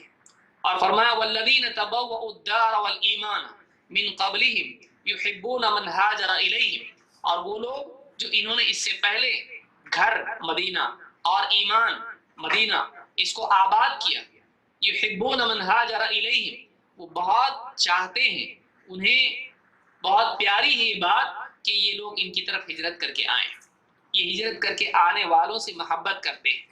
ولا یجدون فی صدورہم حاجۃ مما اوتوا، اور انہیں اگر کچھ مال دولت دے دی جائے تو اس سے ان کے دل میں کوئی تنگی پیدا نہیں ہوتی ہے۔ اگر انصار کے مقابلے میں مہاجرین کو کچھ دیا جائے تو انہیں کبھی بھی ایسا نہیں لگتا کہ ہمارے مقابلے ان کو کیوں دے دیا، وہ اپنے دلوں میں کوئی تنگی نہیں پاتے ہیں۔ وَيُؤْثِرُونَ عَلَىٰ أَنفُسِهِمْ وَلَوْ كَانَ بِهِمْ خَصَاصَةٌ، اور فرماتا ہے اللہ تعالیٰ کہ وہ اپنے اوپر دوسروں کو ترجیح دیتے ہیں چاہے ان کی اپنی حالت خستہ کیوں نہ ہو، ان کی اپنی حالت تنگی اور فقر و فاقے کی کیوں نہ ہو، وہ اپنے اوپر دوسروں کو ترجیح دیتے ہیں۔ وَمَن يُوقَ شُحَّ نَفْسِهِ فَأُولَٰئِكَ هُمُ الْمُفْلِحُونَ، اور جو نفس کی لالچ سے محفوظ کر دیا گیا تو یہی وہ لوگ ہیں جو کامیاب ہونے والے ہیں۔ اب غور کیجیے، صحابہ کے دو طبقے ہیں، مہاجر اور انصار۔ اللہ تعالیٰ نے دونوں کے جذبات کو تک یہاں پر ذکر کیا ہے۔ ان کے جذبات ہیں کہ اللہ کے دین کے لیے، اللہ کے فضل و رضا کو تلاش کرنے کے لیے آئے ہیں، اور ان کے بارے میں کہا کہ ان کے دلوں میں دنیا کی کوئی چاہت نہیں، جبکہ صحابہ کے بارے میں شیعہ کا کہنا یہ کہ سارے دنیا کے لیے نبی کے پیچھے ہو گئے تھے۔ ان کے بارے میں بھی کہا کہ اللہ کا فضل و رضا چاہتے ہیں۔ ان کے بارے میں بھی کہا کہ ان کو نہ صرف یہ کہ اپنے اوپر ترجیح کے بارے میں دل میں کوئی حرج نہیں، بلکہ یہ کہا کہ یہ تو الٹے اپنے پر خود دوسروں کو ترجیح دیتے ہیں۔ وَيُؤْثِرُونَ عَلَىٰ أَنفُسِهِمْ وَلَوْ كَانَ بِهِمْ خَصَاصَةٌ، وہ اپنے اوپر دوسروں کو ترجیح دیتے ہیں چاہے ان کا حال فقر و فاقے کا کیوں نہ ہو۔ نبی کریم صلی اللہ علیہ وسلم کے پاس ایک صحابی آئے، فقر و فاقے کی حالت تھی، بھوک پیاس کی حالت تھی۔ آپ صلی اللہ علیہ وسلم نے کہا کون ہے جو اس کو اپنا مہمان بنائے؟ اللہ تعالیٰ یرحمہ اللہ، اللہ اس پر رحم کرے۔ ایک دعا نبی کی، رحمت کی دعا۔ ایک صحابی اٹھے، کہا اللہ کے رسول میرے مہمان بنیں گے۔ لے گئے گھر، بیوی سے جا کے کہا کہ دیکھو نبی ضیف رسول اللہ، یہ کوئی معمولی مہمان نہیں ہے، یہ اللہ کے رسول صلی اللہ علیہ وسلم کا مہمان ہے۔ آپ کا مہمان بننے کی بجائے اب میرا بنا ہے، تو آپ گویا کہ آپ کا مہمان ہے، یہ شرف مجھ کو ملا ہے کہ میں اس کو اپنا مہمان بناؤں۔ اس کے لیے ضیافت میں کوئی کسر مت چھوڑنا، کوئی کمی مت کرنا۔ بیوی نے کہا آپ جانتے ہیں ہمارے گھر میں نہ آپ کے لیے ہے نہ میرے لیے، اگر کچھ کھانے کے لیے ہے تو بچوں کے لیے ہے، ویسے بھی ہمارے لیے تھا نہیں، آپ مہمان لائے ہیں، آپ کے اور میرے لیے کچھ بھی نہیں ہے، جو کچھ ہے وہ صرف بچوں کا ہے، بچوں کو کھلانا پلانا ہے۔ کہا کہ نہیں، بچوں کو ایسی سلا دو، بچوں کو اسی طرح سے بھوکا سلا دو، اور ہم ان کے ساتھ جب بیٹھیں گے کھانے کے لیے تو کھانے جیسا کریں گے، کھائیں گے نہیں، اور تم اٹھنا چراغ صحیح کرنے کے لیے اور بجھا دینا چراغ، اور اندھیرے میں کھاتے رہیں گے، وہ کھاتا رہے گا، ہم نہیں کھائیں گے۔ بیوی بھی کتنی فرما بردار، کوئی اعتراض نہیں کیا۔ یہ نہیں کہا کہ دیکھیے کیسے آپ مہمان اٹھا لے آتے ہیں، کبھی پوچھ لیا تو ہوتا کہ گھر میں ہے کہ نہیں۔ جب رسول کا نام سنا ہے، رسول کا نام، اللہ کے رسول صلی اللہ علیہ وسلم کا مہمان ہے، فوراً تو یہ اپنی اولاد کی غذا، اپنی اولاد کا کھانا بچوں کو کسی طرح سے بہلا پھسلا کے سلا دیا، اور مہمان کے ساتھ ویسے ہی کیا، اور مہمان کھاتا رہا، سامنے مہمان بیٹھا ہے، معلوم نہیں کہ یہ لوگ بھوکے ہیں۔ آپ سوچیں کیا ان کا دل بولتا ہوگا کہ رات کو کیسا سوئے ہوں گے، آپ کبھی سوئے بھوکے دیکھیے۔ رات میں اگر آدمی کچھ نہ کھایا، اور دن میں کہاں کھایا ہوگا، کیا کھایا ہوگا؟ دودھ، اور اتنی محنت کرنے والے دن بھر کی محنت کے بعد پھر رات میں کھانے کے لیے گھر میں کچھ نہیں، بیوی بھوکی، شوہر بھوکا، بچے بھوکے، پوری فیملی بھوکی، اور اسی گھر میں آنے والا مہمان کھا رہا ہے۔ سوچیے ایسا گھر، اور کسی کو بتایا نہیں، اس کو بھی نہیں جتایا کہ دیکھیے ہم نہیں کھا رہے ہیں آپ کھائیے، نہیں بتایا اس کو۔ صبح جب اللہ کے نبی صلی اللہ علیہ وسلم کے پاس آئے، آپ نے کہا کہ رات کو تمہارا مہمان کے ساتھ جو معاملہ تم نے کیا اللہ کو بہت پسند آیا۔ اب غور کیجئے، سامنے مہمان کو معلوم نہیں، لیکن عرش پر رب العالمین کو معلوم ہے، اللہ سے کچھ نیکی چھپتی نہیں ہے۔ اللہ نے اپنے نبی کو بتلا دیا، اور نبی صلی اللہ علیہ وسلم نے لوگوں کو بتلایا، اور آج 1400-1500 سال بعد ہم بیٹھ کے اس بات کو پڑھ رہے ہیں، اتنے سالوں کے بعد بھی بھلایا نہیں گیا اس کو۔ یہ وہ صحابہ ہیں جنہوں نے اپنی ذات پر دوسروں کو ترجیح دی۔ ان کے بارے میں بدگمانی کرنا اپنے دل کے بگاڑ کا اظہار ہے، اپنی برائی کا لوگوں کے سامنے بیان کرنا ان کا نہیں۔ لہٰذا یہ صحابہ ہیں جن کا احترام ضروری ہے۔ اسی طرح سے صحابہ کے بارے میں اللہ کے نبی صلی اللہ علیہ وسلم کی جہاں تعریف کی حدیثیں ہیں، وہاں سختی کی بھی حدیثیں ہیں ان کے مقام کے سلسلے میں۔ آپ نے فرمایا لا تسبوا اصحابی، میرے صحابہ کو برا مت کہو، میرے صحابہ کو گالی مت دو۔ فلو ان احدکم انفق مثل احد ذهبا ما بلغ مد احدهم ولا نصيفه، آپ فرماتے ہیں کہ اگر تم میں سے کوئی شخص، ساری امت سے خطاب ہے، خصوصاً منافقین سے، خصوصاً ان لوگوں سے جو صحابہ کی شان میں تنقیص کرتے ہیں، فلو ان احدکم، اگر تم میں سے کوئی شخص انفق مثل احد ذهبا، احد پہاڑ کے اتنا سونا اگر وہ صدقہ کر دے، احد پہاڑ کے برابر صدقہ کر دے اگر سونا، تب بھی ان کا مد، ایک مٹھی یا اس کا آدھا اناج یا کوئی چیز اگر صحابہ نے صدقہ کی ہے، وہ احد پہاڑ بھر کے سونا ان کے برابر نہیں ہو سکتا ہے۔ چیزوں کی مقدار یا ان کی قیمت دل کے جذبات اور دل کی آمادگی کی برابری نہیں کر سکتی ہے۔ ان کے اندر جو قیمتی جذبات تھے، ہم باہر کی قیمتی چیزوں کے ذریعے سے اس کی تلافی نہیں کر سکتے ہیں، ہم اس کی برابری نہیں کر سکتے ہیں۔ ان کے دلوں کا ایمان، قربانی دینے کا جذبہ، نبی سے محبت اور دین کے لیے خالی ہو جانا، لٹا کر سب کچھ، وہ جو آمادگی ان کے اندر تھی، تھوڑا بھی دیتے تھے تو اس جذبے سے دیتے تھے اور پچھتاتے تھے کہ کاش میرے پاس کچھ اور ہوتا تو میں دیتا۔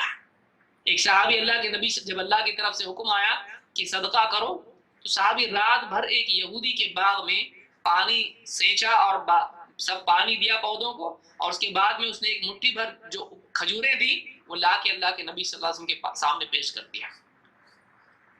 نہ صرف یہ کہ جو ہے اس میں سے دیتے تھے، وہ دینا ہے اس لیے لے کر آتے تھے، محنت کر کے لاتے تھے۔ یہودی کے یہاں پہ محنت کی، رات بھر محنت کی۔ اب سوچئے یہ جذبات ان کے تھے، ہمارے پاس وہ جذبات کہاں سے آئیں گے؟ ایسا پاک صاف اور شفاف دل ہمارے پاس کہاں سے آئے گا؟ لہذا اللہ تعالیٰ نے خود حدیث میں کیا ہے، ان اللہ لا ينظر الى صورکم واموالکم ولکن ينظر الى قلوبکم واعمالکم۔ اللہ تعالیٰ تمہاری صورتوں اور تمہارے مالوں کو نہیں دیکھتا ہے، عرب ہے، عجم ہے، گورا ہے، کالا ہے، خوبصورت ہے، بدصورت ہے، نہیں، نہ تمہارے مالوں کو دیکھتا ہے کہ کتنا مال ہے، مقدار اصل نہیں ہے، اس کے پیچھے کی نیت اور اس کے ساتھ انسان کی قربانی اور اس کا عمل، یہ اصل چیز ہے جو انسان کو قیمتی بناتی ہے۔ لہذا صحابہ کے بارے میں اللہ کے نبی صلی اللہ علیہ وسلم نے فرمایا کہ اگر تم میں سے کوئی شخص اور پہاڑ کے برابر بھی سونا صدقہ کرتا ہے، وہ صحابہ کے ایک مٹھی بھر اناج بھی اگر انہوں نے صدقہ کیا ہے تو اس کی، بلکہ اس کا آدھا، اس کی بھی برابری نہیں کر سکتا ہے، مد کے برابر بھی نہیں ہو سکتا ہے۔ اس کو امام البخاری مسلم نے روایت کیا۔ اسی طرح سے آپ نے فرمایا من سب اصحابی فعلیہ لعنت اللہ والملائکۃ والناس اجمعین، جو میرے صحابہ کو برا کہے، میرے صحابہ کو گالی دے، اس پر اللہ کی لعنت، فرشتوں کی لعنت اور سارے انسانوں کی لعنت۔ اس حدیث کو امام الطبرانی نے روایت کیا ہے۔ تو صحابہ کو گالی دینے والا اللہ اور فرشتوں اور سارے صالحین کی لعنت کا حقدار ہے۔ ایسا شخص اللہ کے ہاں ملعون ہے، ایسا شخص اللہ کے ہاں ملعون ہے۔ اسی طرح سے آپ دیکھیں گے کہ مہاجرین کو جنت کا وارث اللہ کے نبی صلی اللہ علیہ وسلم نے بنایا۔ آپ نے فرمایا ان فقراء المہاجرین يدخلون الجنت قبل اغنیائهم بمقدار 500 سنہ، مہاجرین میں سے جو فقراء ہیں یہ ان کے مالداروں سے 500 سال پہلے جنت میں داخل ہوں گے۔ اس کو شیخ الالبانی نے حسن کہا ہے، اس کو شیخ الالبانی نے حسن کہا ہے۔ اس سے ایک بات یہ معلوم ہوتی ہے کہ چاہے فقراء ہوں یا مالدار ہوں، سارے کے سارے مہاجر جنت میں جانے والے ہیں۔ اس حدیث میں صاف بتایا گیا ہے کہ آگے پیچھے سارے کے سارے مہاجرین جنت میں جانے والے، جتنے مکہ سے مدینہ ہجرت کر کے گئے یہ سارے صحابہ جنتی ہیں۔ اس حدیث سے بات معلوم ہوتی ہے۔ اسی طرح سے اللہ کے نبی صلی اللہ علیہ وسلم نے بعض صحابہ کے نام لے لے کر کہا کہ جنتی ہیں۔ مثلا آپ نے فرمایا ابو بکر فی الجنہ، وعمر فی الجنہ، وعثمان فی الجنہ، وعلی فی الجنہ، وطلحة فی الجنہ، والزبیر فی الجنہ، وعبد الرحمن بن عوف فی الجنہ، وسعد فی الجنہ، وسعید فی الجنہ، وابو عبیدہ بن الجراح فی الجنہ۔ سارے نام ہیں، ابو بکر و عمر و عثمان و علی رضی اللہ تعالی عنہم، اور اسی طرح سے طلحہ و زبیر، اور اسی طرح سے عبد الرحمن بن عوف اور سعد، اور اسی طرح سے سعید رضی اللہ تعالی عنہ اور ابو عبیدہ بن الجراح، سب جنت میں ہیں۔ سر فہرست کون ہیں؟ ابو بکر و عمر، عشرہ مبشرہ جو کہا جاتا ہے۔ بعض لوگوں کو شبہ ہوتا ہے کہ جب اتنے سارے صحابہ جنتی ہیں تو پھر عشرہ مبشرہ کہاں سے آیا؟ عشرہ مبشرہ اس لیے ہیں کہ ایک حدیث میں نام لے لے کر ان کو بتایا گیا ہے، ورنہ منفرد ان کے لیے فضیلتیں اور جنت کے وعدے ہیں، لیکن ایک ہی سانس میں ایک کے بعد ایک موقع پر ایک حدیث میں آپ صلی اللہ علیہ وسلم نے ان سب کو جنتی قرار دیا ہے۔ تو آپ دیکھیں گے کہ ابو بکر و عمر رضی اللہ تعالیٰ عنہما یہ دونوں جنتی ہیں، اور جنتیوں کی فہرست میں سر فہرست ہے، ساری امت میں افضل ہے۔ امام احمد اور ترمذی نے اس کو نقل کیا ہے۔ اسی طرح سے اللہ کے نبی صلی اللہ علیہ وسلم نے جہاں انصار کی فضیلت بیان کی، ان کو جنتی قرار دیا، مہاجرین کو، وہاں انصار کے بارے میں کیا فرمایا؟ آپ نے فرمایا آیت الایمان حب الانصار و آیت النفاق بغض الانصار۔ ایمان کی اگر کوئی نشانی ہے تو وہ انصار صحابہ سے محبت ہے، اور انسان کے نفاق کی اگر کوئی علامت ہو سکتی ہے تو وہ انصار سے بغض اور دشمنی ہے۔ معلوم ہی ہوا کہ صحابہ نہ صرف خود مومن ہیں بلکہ ان کی محبت ایمان کی علامت ہے۔ وہ لوگ کتنے قیمتی ہوں گے کہ جن کی محبت کا ایمان سے تعلق ہے، کہ اگر محبت نہیں کرتا ہے تو اس کے ایمان میں خرابی ہے، جو اس کے ایمان کے لیے پیمانہ بن جائے کہ اگر ان سے محبت نہیں ہے تو پھر اس کا ایمان خراب ہے، ہاں ان سے اگر محبت ہے تو اس کا ایمان ابھی سلامت ہے۔ تو فرمایا کہ آیت الایمان حب الانصار، ایمان کی نشانی ایک انسان کے دل میں ایمان ہے، اس کی اگر کوئی علامت اور دلیل ہے تو یہ کہ صحابہ سے محبت کرتا ہے، انصار سے۔ امام البخاری مسلم نے اس کو روایت کیا ہے۔ اسی طرح سے بدر اور حدیبیہ کے صحابہ کے بارے میں آپ نے فرمایا لن يدخل النار رجل شہد بدرا والحدیبیہ، اس کو امام احمد نے روایت کیا ہے کہ وہ شخص جہنم میں داخل نہیں ہوگا جو بدر میں اور حدیبیہ میں شریک ہوا ہو۔ آپ سوچیے بدر میں کتنے 300 سے زیادہ 308 313 صحابہ تھے، اور حدیبیہ میں آپ جانتے ہیں اتنے سارے 1500 کے قریب صحابہ تھے۔ تو اتنے سارے صحابہ ہیں، ان کے بارے میں آپ نے فرمایا کہ یہ جہنم میں جانے والے نہیں ہیں۔ اور آپ دیکھیے خمینی وغیرہ جنہوں نے کیا لکھا اپنی کتابوں میں، لکھا کہ سب سے بدترین عذاب اگر ہوگا جہنم میں تو ابو بکر و عمر رضی اللہ تعالیٰ عنہ کو ہوگا۔ ایسے لوگ اللہ کے ملعون ہیں جن کو نبی صلی اللہ علیہ وسلم اور سارے مسلمانوں کی لعنت کا حقدار قرار دیا گیا ہے، جو صحابہ کی شان میں گستاخی کرتے ہیں۔ تو یہ صحابہ ہیں کہ سارے بدر والے اور حدیبیہ والے سارے صحابہ یہ جہنم سے محفوظ ہیں، یعنی جنتی ہیں۔ اسی طرح سے اللہ تعالیٰ نے سارے صحابہ سے جنت کا وعدہ کیا۔ اللہ نے فرمایا لا يستوي منكم من انفق من قبل الفتح وقاتل واولئك اعظم درجة من الذين انفقوا من بعد وقاتلوا۔ اللہ نے فرمایا کہ برابر نہیں ہو سکتے وہ لوگ جنہوں نے فتح مکہ سے پہلے خرچ کیا دین کے لیے اور جنگ کی، وہ برابر نہیں ہو سکتے ہیں ان کے جو ان کے بعد میں آئے، جنہوں نے جنگ اس کے فتح مکہ کے بعد خرچ کیا اور فتح مکہ کے بعد کسی جنگ میں شریک ہوئے، یہ دونوں برابر نہیں ہو سکتے۔ لیکن اللہ نے ساتھ ہی کیا کہا، مراتب کے فرق کو بیان کرنے کے ساتھ ساتھ مجموعی طور پر انجام دونوں کا ذکر کیا اور کہا وَكُلًّا وَعْدَ اللَّهُ الْحُسْنَى، ان دونوں کے لیے چاہے فتح مکہ کے پہلے کے ہوں چاہے فتح مکہ کے بعد کے ہوں، ان دونوں کے لیے ہماری طرف سے حسنہ کا وعدہ ہے۔ الحسنہ کیا ہے؟ للذین احسنوا الحسنى وزیادہ، جنہوں نے نیکی کی ان کے لیے الحسنہ ہے اور زیادہ بھی ہے۔ ابو بکر صدیق رضی اللہ تعالیٰ اس کی تفسیر میں کہتے ہیں، ابن ابی عاصم نے اس کو روایت کیا ہے، الحسنہ سے مراد جنت ہے اور زیادہ سے مراد اللہ کا دیدار ہے۔ وَكُلٌّ وَعْدَ اللَّهُ الْحُسْنَى، سب کے لیے جنت کا وعدہ ہے۔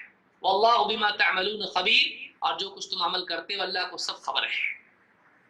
اس آیت میں جو سورہ الحدید کی آیت ہے، اللہ نے یہاں پر فتح مکہ سے قبل اور بعد جتنے بھی صحابہ ہیں سب کے لیے جنت کا وعدہ کیا ہے۔ یہ سب کے سب جنتی اللہ کے نزدیک ہے۔ اسی لیے مجاہد رحمۃ اللہ علیہ کہتے ہیں کہ وَكُلٌّ وَعْدَ اللَّهُ الْحُسْنَى، کہتے ہیں الجنہ، یہاں پہ اللہ کا وعدہ حسنہ کا ہے، سے مراد کیا ہے؟ ان سب کے لیے جنت کا وعدہ اللہ کا ہے۔ سارے صحابہ جنتی ہیں، سارے صحابہ جنتی ہیں، اور صحابہ کے بارے میں اگر کوئی بد کلامی کرتا ہے تو ان سے جو دور ہوتا ہے ان کے انجام سے بھی دور ہوتا ہے۔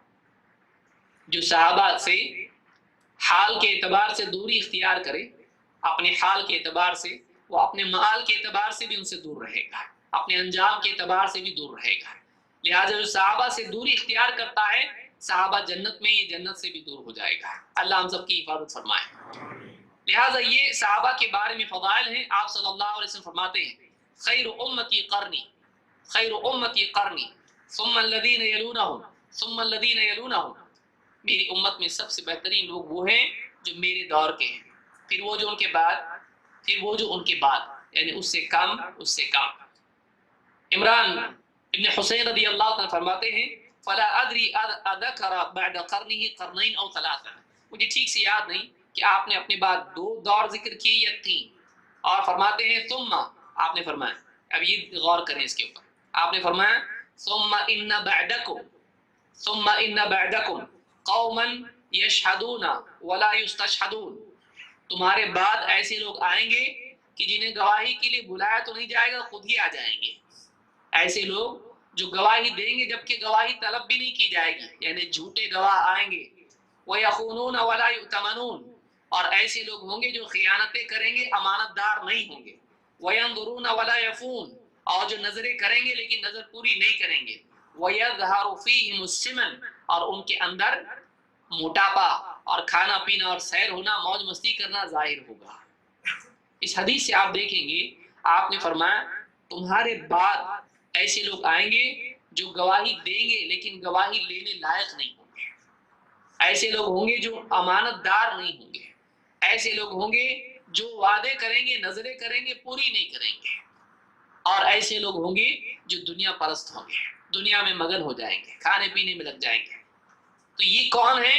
ان بعدکم، تمہارے بعد ایسے لوگ ہوں گے، جس سے معلوم ہوتا ہے کہ صحابہ ان تمام چیزوں سے بری ہیں، وہ قابل یعنی گواہی کے لائق لوگ ہیں۔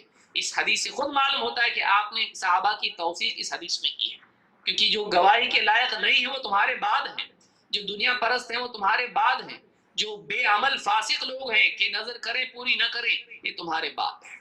تو صحابہ کی توثیق خود اللہ کے نبی صلی اللہ علیہ وسلم نے اس حدیث میں کی، جس کو امام البخاری مسلم نے روایت کیا ہے۔ اسی طرح سے اللہ کے رسول صلی اللہ علیہ وسلم نے ایک حدیث میں فرمایا النجوم امنۃ للسماء فاذا ذهبت النجوم اتى السماء ما توعد، ستارے آسمان کے لیے امان ہیں، ستاروں کا آسمان میں ہونا اس بات کی علامت ہے کہ ابھی قیامت نہیں آئی ہے، اس آسمان کے لیے امان ہے، اور جب یہ ستارے جھڑ جائیں گے، گر جائیں گے، ٹوٹ جائیں گے، تو پھر آسمان پر جو وعدہ اللہ کی طرف سے کیا گیا ہے وہ بات اس پر واقع ہوگی۔ اذا السماء انفطرت، آسمان پھٹ جائے گا، ستارے جھڑ جائیں گے۔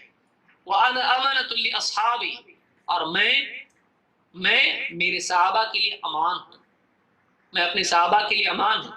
فاذا ذهبت اتى اصحابي ما يعدون، اور جب میں دنیا سے چلا جاؤں تو میرے صحابہ پر وہ بلائیں آئیں گی جس کا ان سے پہلے ہی وعدہ کیا گیا ہے، میرے صحابہ پر وہ تکلیفیں آئیں گی۔ واصحابی امانۃ لاصحابی لامتی، واصحابی امانۃ لامتی، اور میرے صحابہ میری امت کے لیے امان ہیں۔ فاذا ذهب اصحابی اتى امتی ما يعدون، جب میرے صحابہ دنیا سے چلے جائیں گے تو پھر امت پر فتنے، آزمائشیں، بلائیں، مصیبتیں وہ ساری آئیں گی جن کا ان سے وعدہ کیا گیا ہے۔ صحابہ کو اللہ کے نبی صلی اللہ علیہ وسلم نے امت کے لیے امان قرار دیا ہے، ان کا وجود گمراہی سے لڑنے کے اعتبار سے اور خرافات کے ختم کرنے کے اعتبار سے، دین کی صحیح تشریح اور توجیحات کے اعتبار سے ان کا وجود امت کے لیے حفاظت رہے گا۔ جب یہ دنیا سے چلے جائیں گے تو بگاڑ والے اپنے بگاڑ کو دنیا میں عام کرنے لگیں گے، اور آپ جانتے ہیں کہ تاریخ میں ایسا ہوا ہے۔ جب تک صحابہ تھے اہل باطل کا رد بہت آسان تھا، بعد میں باطل کو قوت مل گئی اور پوری دنیا میں منتشر ہو گیا۔ اس حدیث کو امام مسلم نے اپنی صحیح میں روایت کیا ہے۔ اللہ رب العالمین نے صحابہ کے ایمان کو معیار قرار دیا ہے۔ اللہ نے فرمایا فَإِنْ آمَنُوا بِمِثْلِ مَا آمَنْتُمْ بِهِ فَقَدِ اهْتَدَوْا، اگر یہ لوگ اہل کتاب یہود و نصارہ اگر ویسا ایمان لاتے ہیں جیسے تم ایمان لائے ہو تو یہ ہدایت پر ہے۔ فَإِنْ آمَنُوا بِمِثْلِ مَا آمَنْتُمْ بِهِ فَقَدِ اهْتَدَوْا، ہدایت والا ایمان وہ ہے جو صحابہ کے ایمان سے مماثلت رکھتا ہو، جو صحابہ کے عقیدے کے مطابق ہو، ایسے انسان کے عقیدے پر ہدایت یافتہ ہونے کا حکم لگایا جا سکتا ہے، یہ قرآن کا فیصلہ ہے۔ فَإِنْ آمَنُوا بِمِثْلِ مَا آمَنْتُمْ بِهِ فَقَدِ اهْتَدَوْا، اگر یہ ویسا ایمان لائیں جیسا اے صحابہ تم ایمان لائے ہو تو یہ ہدایت پر ہے، ورنہ نہیں۔ اسی طرح سے اللہ نے فرمایا وَإِنْ تَوَلَّوْا فَإِنَّمَا هُمْ فِي شِقَاقٍ، اگر یہ منہ موڑ کے پیٹھ پھیر کے چل دیتے ہیں تو پھر یقیناً یہ اختلاف میں پڑے ہوئے ہیں، یہ حق سے دوری اختیار کیے ہوئے ہیں۔ لہٰذا صحابہ کا عقیدہ ہمارے لیے دلیل ہے۔ آج کتنے مسائل ہیں، نور بشر کا مسئلہ یا اسی طرح سے علم غیب کا مسئلہ یا قبر پرستی کا مسئلہ یا کئی مسائل ہیں یا 12 ربیع الاول کا مسئلہ ہے، شرک و بدعت کے جتنے بھی معاملات ہیں، اگر ان معاملات میں صحابہ کو دیکھا جائے تو بہت ساری خرافات کی جڑ کٹ جائے گی کہ صحابہ نے اس حدیث کو کیسے سمجھا، صحابہ کا تعامل کیا تھا، قرآن کی اس آیت کو صحابہ نے کس طرح سے سمجھا۔ اگر ان کے فہم کو ہم اپنے لیے رہنما بناتے ہیں تو ہمارا فہم کبھی گمراہی کی طرف نہیں جائے گا۔ ہدایت یافتہ کے فہم کو لینے سے ہدایت ملتی ہے۔ اللہ نے ان کو بھیجا اس لیے، دنیا میں چنا اس لیے نبی کے ساتھ میں، تاکہ وہ نبی کے ساتھ دین سیکھیں، اللہ کا دین نبی سے سمجھے براہ راست، اور ساری امت کو اس دین کو پہنچانے والے بنے۔ لہذا صحابہ کے فہم کو رد کرنا انسان کے لیے گمراہی کا دروازہ کھولتا ہے، اور صحابہ کی پیروی کرنا انسان کے لیے ہدایت اور اللہ کی رضا کا دروازہ کھولتا ہے۔ اللہ تعالیٰ نے فرمایا والسابقون الاولون من المہاجرین والانصار والذین اتبعوهم بإحسان رضی اللہ عنہم ورضوا عنہ، وہ سبقت لے جانے والے مہاجر اور انصار اور وہ لوگ جنہوں نے بہترین طور پر ان کی پیروی کی، اللہ ان سے راضی ہو گیا اور وہ بھی اللہ سے راضی۔ وَأَعَدَّ لَهُمْ جَنَّاتٍ تَجْرِي تَحْتَهَا الْأَنْهَارُ، ان کے اللہ تعالیٰ نے ایسی جنتیں تیار کر رکھی ہیں جن کے نیچے نہریں بہتی ہیں، خالدین فیہا ابدا، وہ ان جنتوں میں ہمیشہ ہمیشہ رہیں گے، اور اللہ نے فرمایا ذالک الفوز العظیم، یہ سب سے بڑی کامیابی ہے۔ کامیابی کی شروعات ہوتی ہے صحابہ کے نقش قدم پر چلنے سے، ناکامی کی شروعات ہوتی ہے صحابہ کا راستہ چھوڑنے سے۔ اس لیے اللہ نے کیا فرمایا، مہاجر اور انصار جو دین میں سبقت لے گئے دوسروں پر، اور پھر فرمایا کہ وہ لوگ جو ان کی بہترین پیروی کریں اللہ ان سے راضی ہوگا۔ اللہ کی رضا اور آخرت کی جزا، یہ دونوں موقوف ہے صحابہ کی پیروی پر۔ دین کو سمجھنے کے لیے صحابہ کا فہم ضروری ہے، صحابہ کے فہم کو لینا ضروری ہے۔ اسی طرح سے آپ دیکھیے ابن مسعود رضی اللہ تعالیٰ عنہ فرماتے ہیں من کان منکم متأسیا فلیتأس باصحاب محمد صلی اللہ علیہ وسلم، اگر کوئی انسان کسی کو اسوہ بنانا ہی چاہتا ہے، کسی کی اقتداء کرنا چاہتا ہے، تو دوسروں کو چھوڑے وہ صحابہ کی اقتداء کرے، صحابہ کو اپنے لیے اسوہ بنائیں۔ فإنهم كانوا أبر هذه الأمة قلوبا وأعمقها علما، اس لیے کہ صحابہ وہ تھے جو امت میں سب سے گہرے علم سب سے دیندار دلوں والے تھے۔ ابر هذه الأمة قلوبا، دل کے اعتبار سے سب سے پاک باز نیک دل صحابہ، اور وہ اعمقها علما، اور علم کے سب سے زیادہ گہرے نیک دل اور گہرے علم والے، وَأَقَلُّهَا تَكَلُّفًا، سب سے کم تکلف لوگ، تکلفات میں نہیں پڑھنے والے، دین کے بارے میں اینچ پینچ اپنی طرف سے فلسفے نہیں نکالنے والے، جو بتایا اس پر عمل کرنا ہے، سیدھے سادے دین کو اپنانے والے، دین کو سادہ طور پر سمجھانے والے اور سادہ زندگی گزارنے والے، یہ صحابہ تھے۔ وَأَقَلُّهَا تَكَلُّفًا وَأَقْوَمُهَا هَدْيًا وَأَحْسَنُهَا خِلَالًا، اور بعض روایت میں حالاً آیا ہے کہ سب سے زیادہ ہدایت پر قائم رہنے والے یا پختہ ہدایت پر چلنے والے، ایک دم سیدھے راستے پر چلنے والے، بہترین اسوہ والے، ثابت قدم رہنے والے، وَأَقْوَمُهَا هَدْيًا، ایسا اسوہ جس میں کوئی ٹیڑھا پن نہ ہو، جو اچھے کردار والے تھے۔ اسی طرح سے وَأَحْسَنُهَا خِلَالًا، بہترین اوصاف والے ہیں، جن کی خوبیاں اتنی زیادہ، ایمان کے اعتبار سے، عمل کے اعتبار سے، عبادات کے اعتبار سے، اخلاق کے اعتبار سے، صداقت اور توکل اور یقین، آپ گنتے چلے جائیں تھک جائیں گے آپ، اتنی ساری خوبیاں ان میں تھی۔ اور کہا قوم اختارہم اللہ لصحبت نبیہ صلی اللہ علیہ وسلم، یہ ایسے لوگ تھے جنہیں اللہ تعالیٰ نے اپنے نبی کی صحبت کے لیے چن لیا تھا۔ یہ اللہ کا انتخاب ہے، یہ اتفاقی بھیڑ نہیں، یہ اللہ کی طرف سے چنا ہوا گروہ ہے۔ فرمایا کہ قوم اختارہم اللہ لصحبت نبیہ، یہ ایسے لوگ تھے جنہیں اللہ تعالیٰ نے اپنے نبی کے ساتھ دینے کے لیے چن لیا تھا، طلب علم کے لیے، اور اسی طرح سے عمل کے لیے، اور دین کی عملی تطبیق کے لیے، اچھے معاشرے کے قیام کے لیے، اور دین کے غلبے کے لیے، باطل کے رد کے لیے اللہ نے ان کو چن لیا تھا۔ فَاعْرِفُوا لَهُمْ فَضْلَهُمْ وَاتَّبِعُوهُمْ فِي آثَارِهِمْ، لہذا تمہارے لیے ضروری ہے کہ تم ان کے فضل کو، ان کے مقام کو پہچانو، ان کے مقام کو پہچانو، ان کی فضیلت کو جانو جو تم پر اور ساری امت پر ان کی ہے، اور وَاتَّبِعُوهُمْ فِي آثَارِهِمْ، ان کے نقش قدم کی پیروی کرو، ان کے پیچھے چلو، ان کے پیچھے پیچھے چلو۔ فَإِنَّهُمْ كَانُوا عَلَى الْهُدَى الْمُسْتَقِيمِ، اس لیے کہ یہ لوگ ایسی ہدایت پر تھے جو سیدھی ہدایت ہے، صراط مستقیم پر، ہدایت پر یہ لوگ تھے۔ یہ بات جامع بیان العلم میں ابن عبد البر نے ذکر کی ہے۔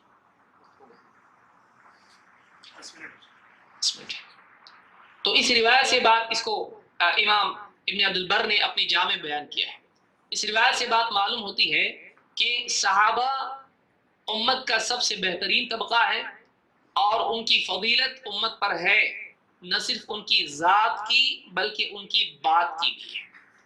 صحابہ کا کسی چیز پر متفق ہو جانا یہ امت کے لیے حجت ہے، جیسے ابو بکر صدیق رضی اللہ تعالیٰ پر وہ متفق ہو گئے، جیسے کئی اور معاملات میں ان کا باہمی تعامل پوری امت کے لیے دلیل ہے۔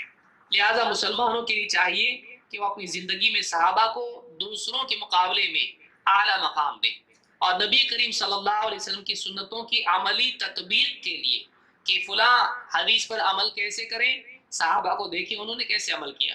جیسے مثال کے طور پر 12 ربیع الاول ہے، اب بعض لوگوں نے قرآن سے حدیثیں لی، قرآن سے آیتیں لی اور حدیثوں سے دلیل لی، کہا دیکھیے نبی صلی اللہ علیہ وسلم کی پیدائش کا دن ہے، قرآن میں اللہ نے فرمایا وَأَمَّا بِنِعْمَتِ رَبِّكَ فَحَدِّثْ، اپنے رب کی نعمت بیان کر، اس دن یہی ہم کر رہے ہیں۔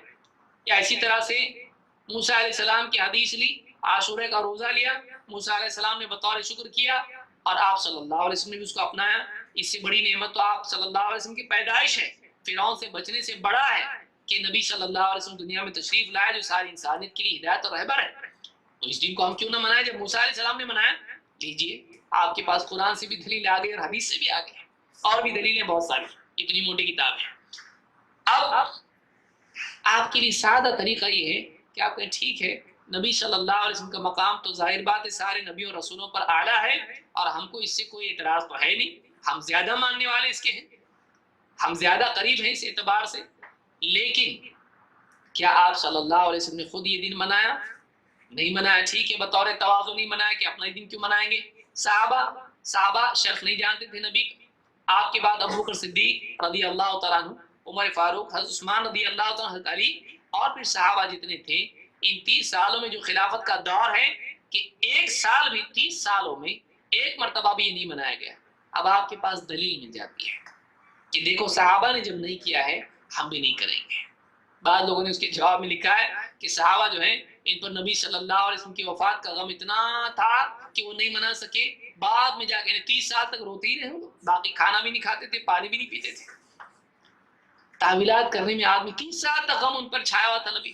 سوال یہ ہے کہ جیسی صحابہ دنیا سے چلے گئے سب خوش ہو گئے، یعنی تابعین خوش ہو گئے کہ آپ صلی اللہ علیہ وسلم چلے گئے دنیا سے، اب غم نہیں ہے۔ کیا آج مسلمان کو غم نہیں ہوتا ہے نبی صلی اللہ علیہ وسلم سے فراق کا؟ آپ صلی اللہ علیہ وسلم نے خود کہا کہ ایک وقت ایسا آئے گا کہ میری امت کے بعض لوگ ایسے ہوں گے کہ جو اپنی مال، اولاد، بیوی، بچے سب چھوڑ کر اگر میری صحبت مل جائے تو اس کے لیے بھی تیار ہوں گے۔ ایسے لوگ تو قیامت تک نہیں رہیں گے، خالی صحابہ تھے اور بعد میں سب ختم ہو گئے، سارے تابعین، تبع تابعین، کیا ان کو غم نہیں تھا نبی صلی اللہ علیہ وسلم کی فراق کا؟ آپ کی عدم موجودگی سے ان کو دل میں کوفت نہیں ہوتی تھی؟ سب جھوٹی باتیں ہیں۔ صحابہ کو دیکھنے سے سمجھ میں آتا ہے کہ جب انہوں نے اس کو نہیں کیا، وَلَوْ كَانَ خَيْرًا لَسَبَقُونَ إِلَيْهِ، علماء نے کہا کہ دیکھو اگر یہ چیز خیر ہوتی صحابہ ہم سے پہلے اس کو کرتے ہیں۔ یہاں یہ 5 نمازوں کو نہیں جاتا ہے لیکن دوسری چیزوں میں سبقت لے جاتا ہے، جو واقعی کرنے کے کام ہیں ان میں پیچھے ہے اور نہیں کرنے کے کاموں میں آگے۔ لیکن معلوم کیسے پڑے گا کیا کریں کیا نہ کریں؟ نبی کی تعظیم کیسے کریں، نبی کا احترام کیسے کریں، دین پر عمل کیسے کریں، امام کیسے ہوتا ہے دیکھنے کے لیے نبی کو دیکھنا پڑے گا، مقتدی کیسا ہوتا ہے کیسے دیکھیں، مقتدی کو دیکھنے کے لیے صحابہ کو دیکھنا پڑے گا، نبی کیسا ہوتا ہے نبی صلی اللہ علیہ وسلم کو دیکھیں گے، نبی کا امتی بہترین کیسا ہوتا ہے کہاں سے دیکھیں گے؟ نبی تو نبی امتی نہیں ہے، تو نبی صلی اللہ علیہ وسلم کے امتی بہترین کون؟ تو اس کے لیے صحابہ کو دیکھنا پڑے گا، چاہے قبر کی اذان ہو، چاہے اسی طرح سے دوسری بدعات اور خرافات ہو، قبر سے استمداد ہو، یا قبر پر چراغ جلانا ہو، یا قبروں کے اوپر قبے تعمیر کرنا ہو، یا اسی طرح سے درگاہیں بنانا ہو اور ان سے اپنی نظریں مانگنا ہو، ساری چیزوں کے لیے بڑی آسانی سے آپ دیکھ سکتے ہیں صحابہ نے درگاہ بنائی تھی کیا؟ نہیں، تو پھر ہم کیوں بنا رہے؟ بہت آسان ہو جاتا ہے۔ صحابہ ہمارے لیے بہت ساری بدعات اور خرافات اور تحریفات کے رد کرنے کے لیے بہت بڑا ذریعہ اور ایک بہت بڑا ہتھیار ہے۔ لہذا صحابہ کو چھوڑ کے دین کی صحیح توجیہ ممکن نہیں ہے. صحیح طور سے دین کو سمجھنا بہت مشکل ہے، نہیں کے برابر ہے، نہیں سمجھ سکتا آدمی. لہذا اللہ رب العالمین نے بلا وجہ ان کی پیروی کرنے کے لیے ہم کو نہیں کہا. اگر اس میں کامیابی نہیں ہوتی اللہ کبھی نہیں کرتا. اللہ نے کہا ذالک الفوز العظیم، سب سے بڑی کامیابی ہے. انسان کی کامیابی وہاں سے شروع ہوتی ہے جب وہ قرآن و سنت کی اتباع کا عزم کرتا ہے اور اس کے فہم کے لیے صحابہ کی طرف رجوع ہوتا ہے، اس کی عملی تطبیق صحابہ میں دیکھتا ہے.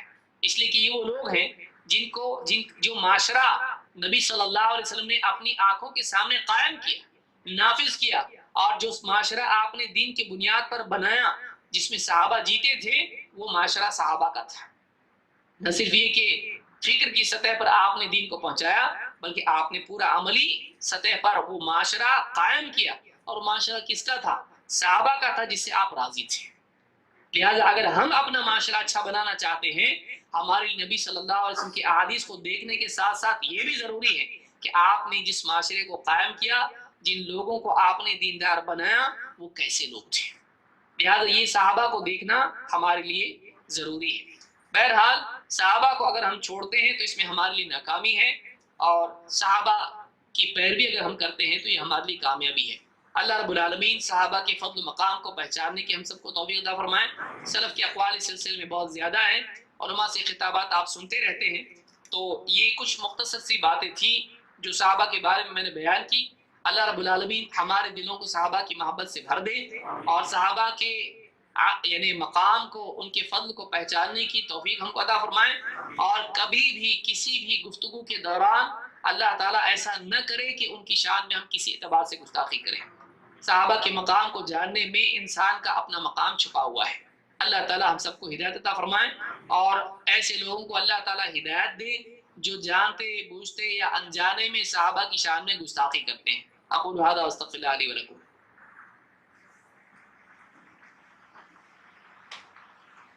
منیر صاحب لکھا ہے. میں نے منیر یہ یہاں پہ درس میں آتے ہیں، ان کے والد ہیں. ایک بھائی ہیں جن کا نام منیر ہے، منیر بھائی. منیر صاحب کے والد فوت ہو گئے ہیں. ان کے لیے اور جتنے لوگ بھی فوت ہوئے ہیں ان سب کے لیے مغفرت کی دعا فرمائے. اللہ تعالیٰ جتنے مسلمان دنیا سے جا چکے ہیں اللہ تعالیٰ سب کی مغفرت فرمائے، اور ان کو جنت الفردوس میں اعلیٰ ترین مقام نصیب فرمائے، اور ہم کو بھی اللہ تعالیٰ جنت کا اہل بنائے. ہم شیخ محترم کے شکر گزار ہیں کہ انہوں نے اس مختصر سے وقت میں اتنا فاضلانہ خطبہ ہمارے اور آپ کے سامنے پیش کیا. ہم آپ کی طرف سے، مکتب کی طرف سے اور تمام سامعین کی طرف سے شیخ کے تہ دل سے شکر گزار ہیں. اور ساتھ ہی ہمارے بہت ہی مشفق مہمان فضیلت الشیخ مختار احمد مدنی حفظہ اللہ وہ بھی تشریف فرما ہیں، ان کے بھی ہم شکر گزار ہیں.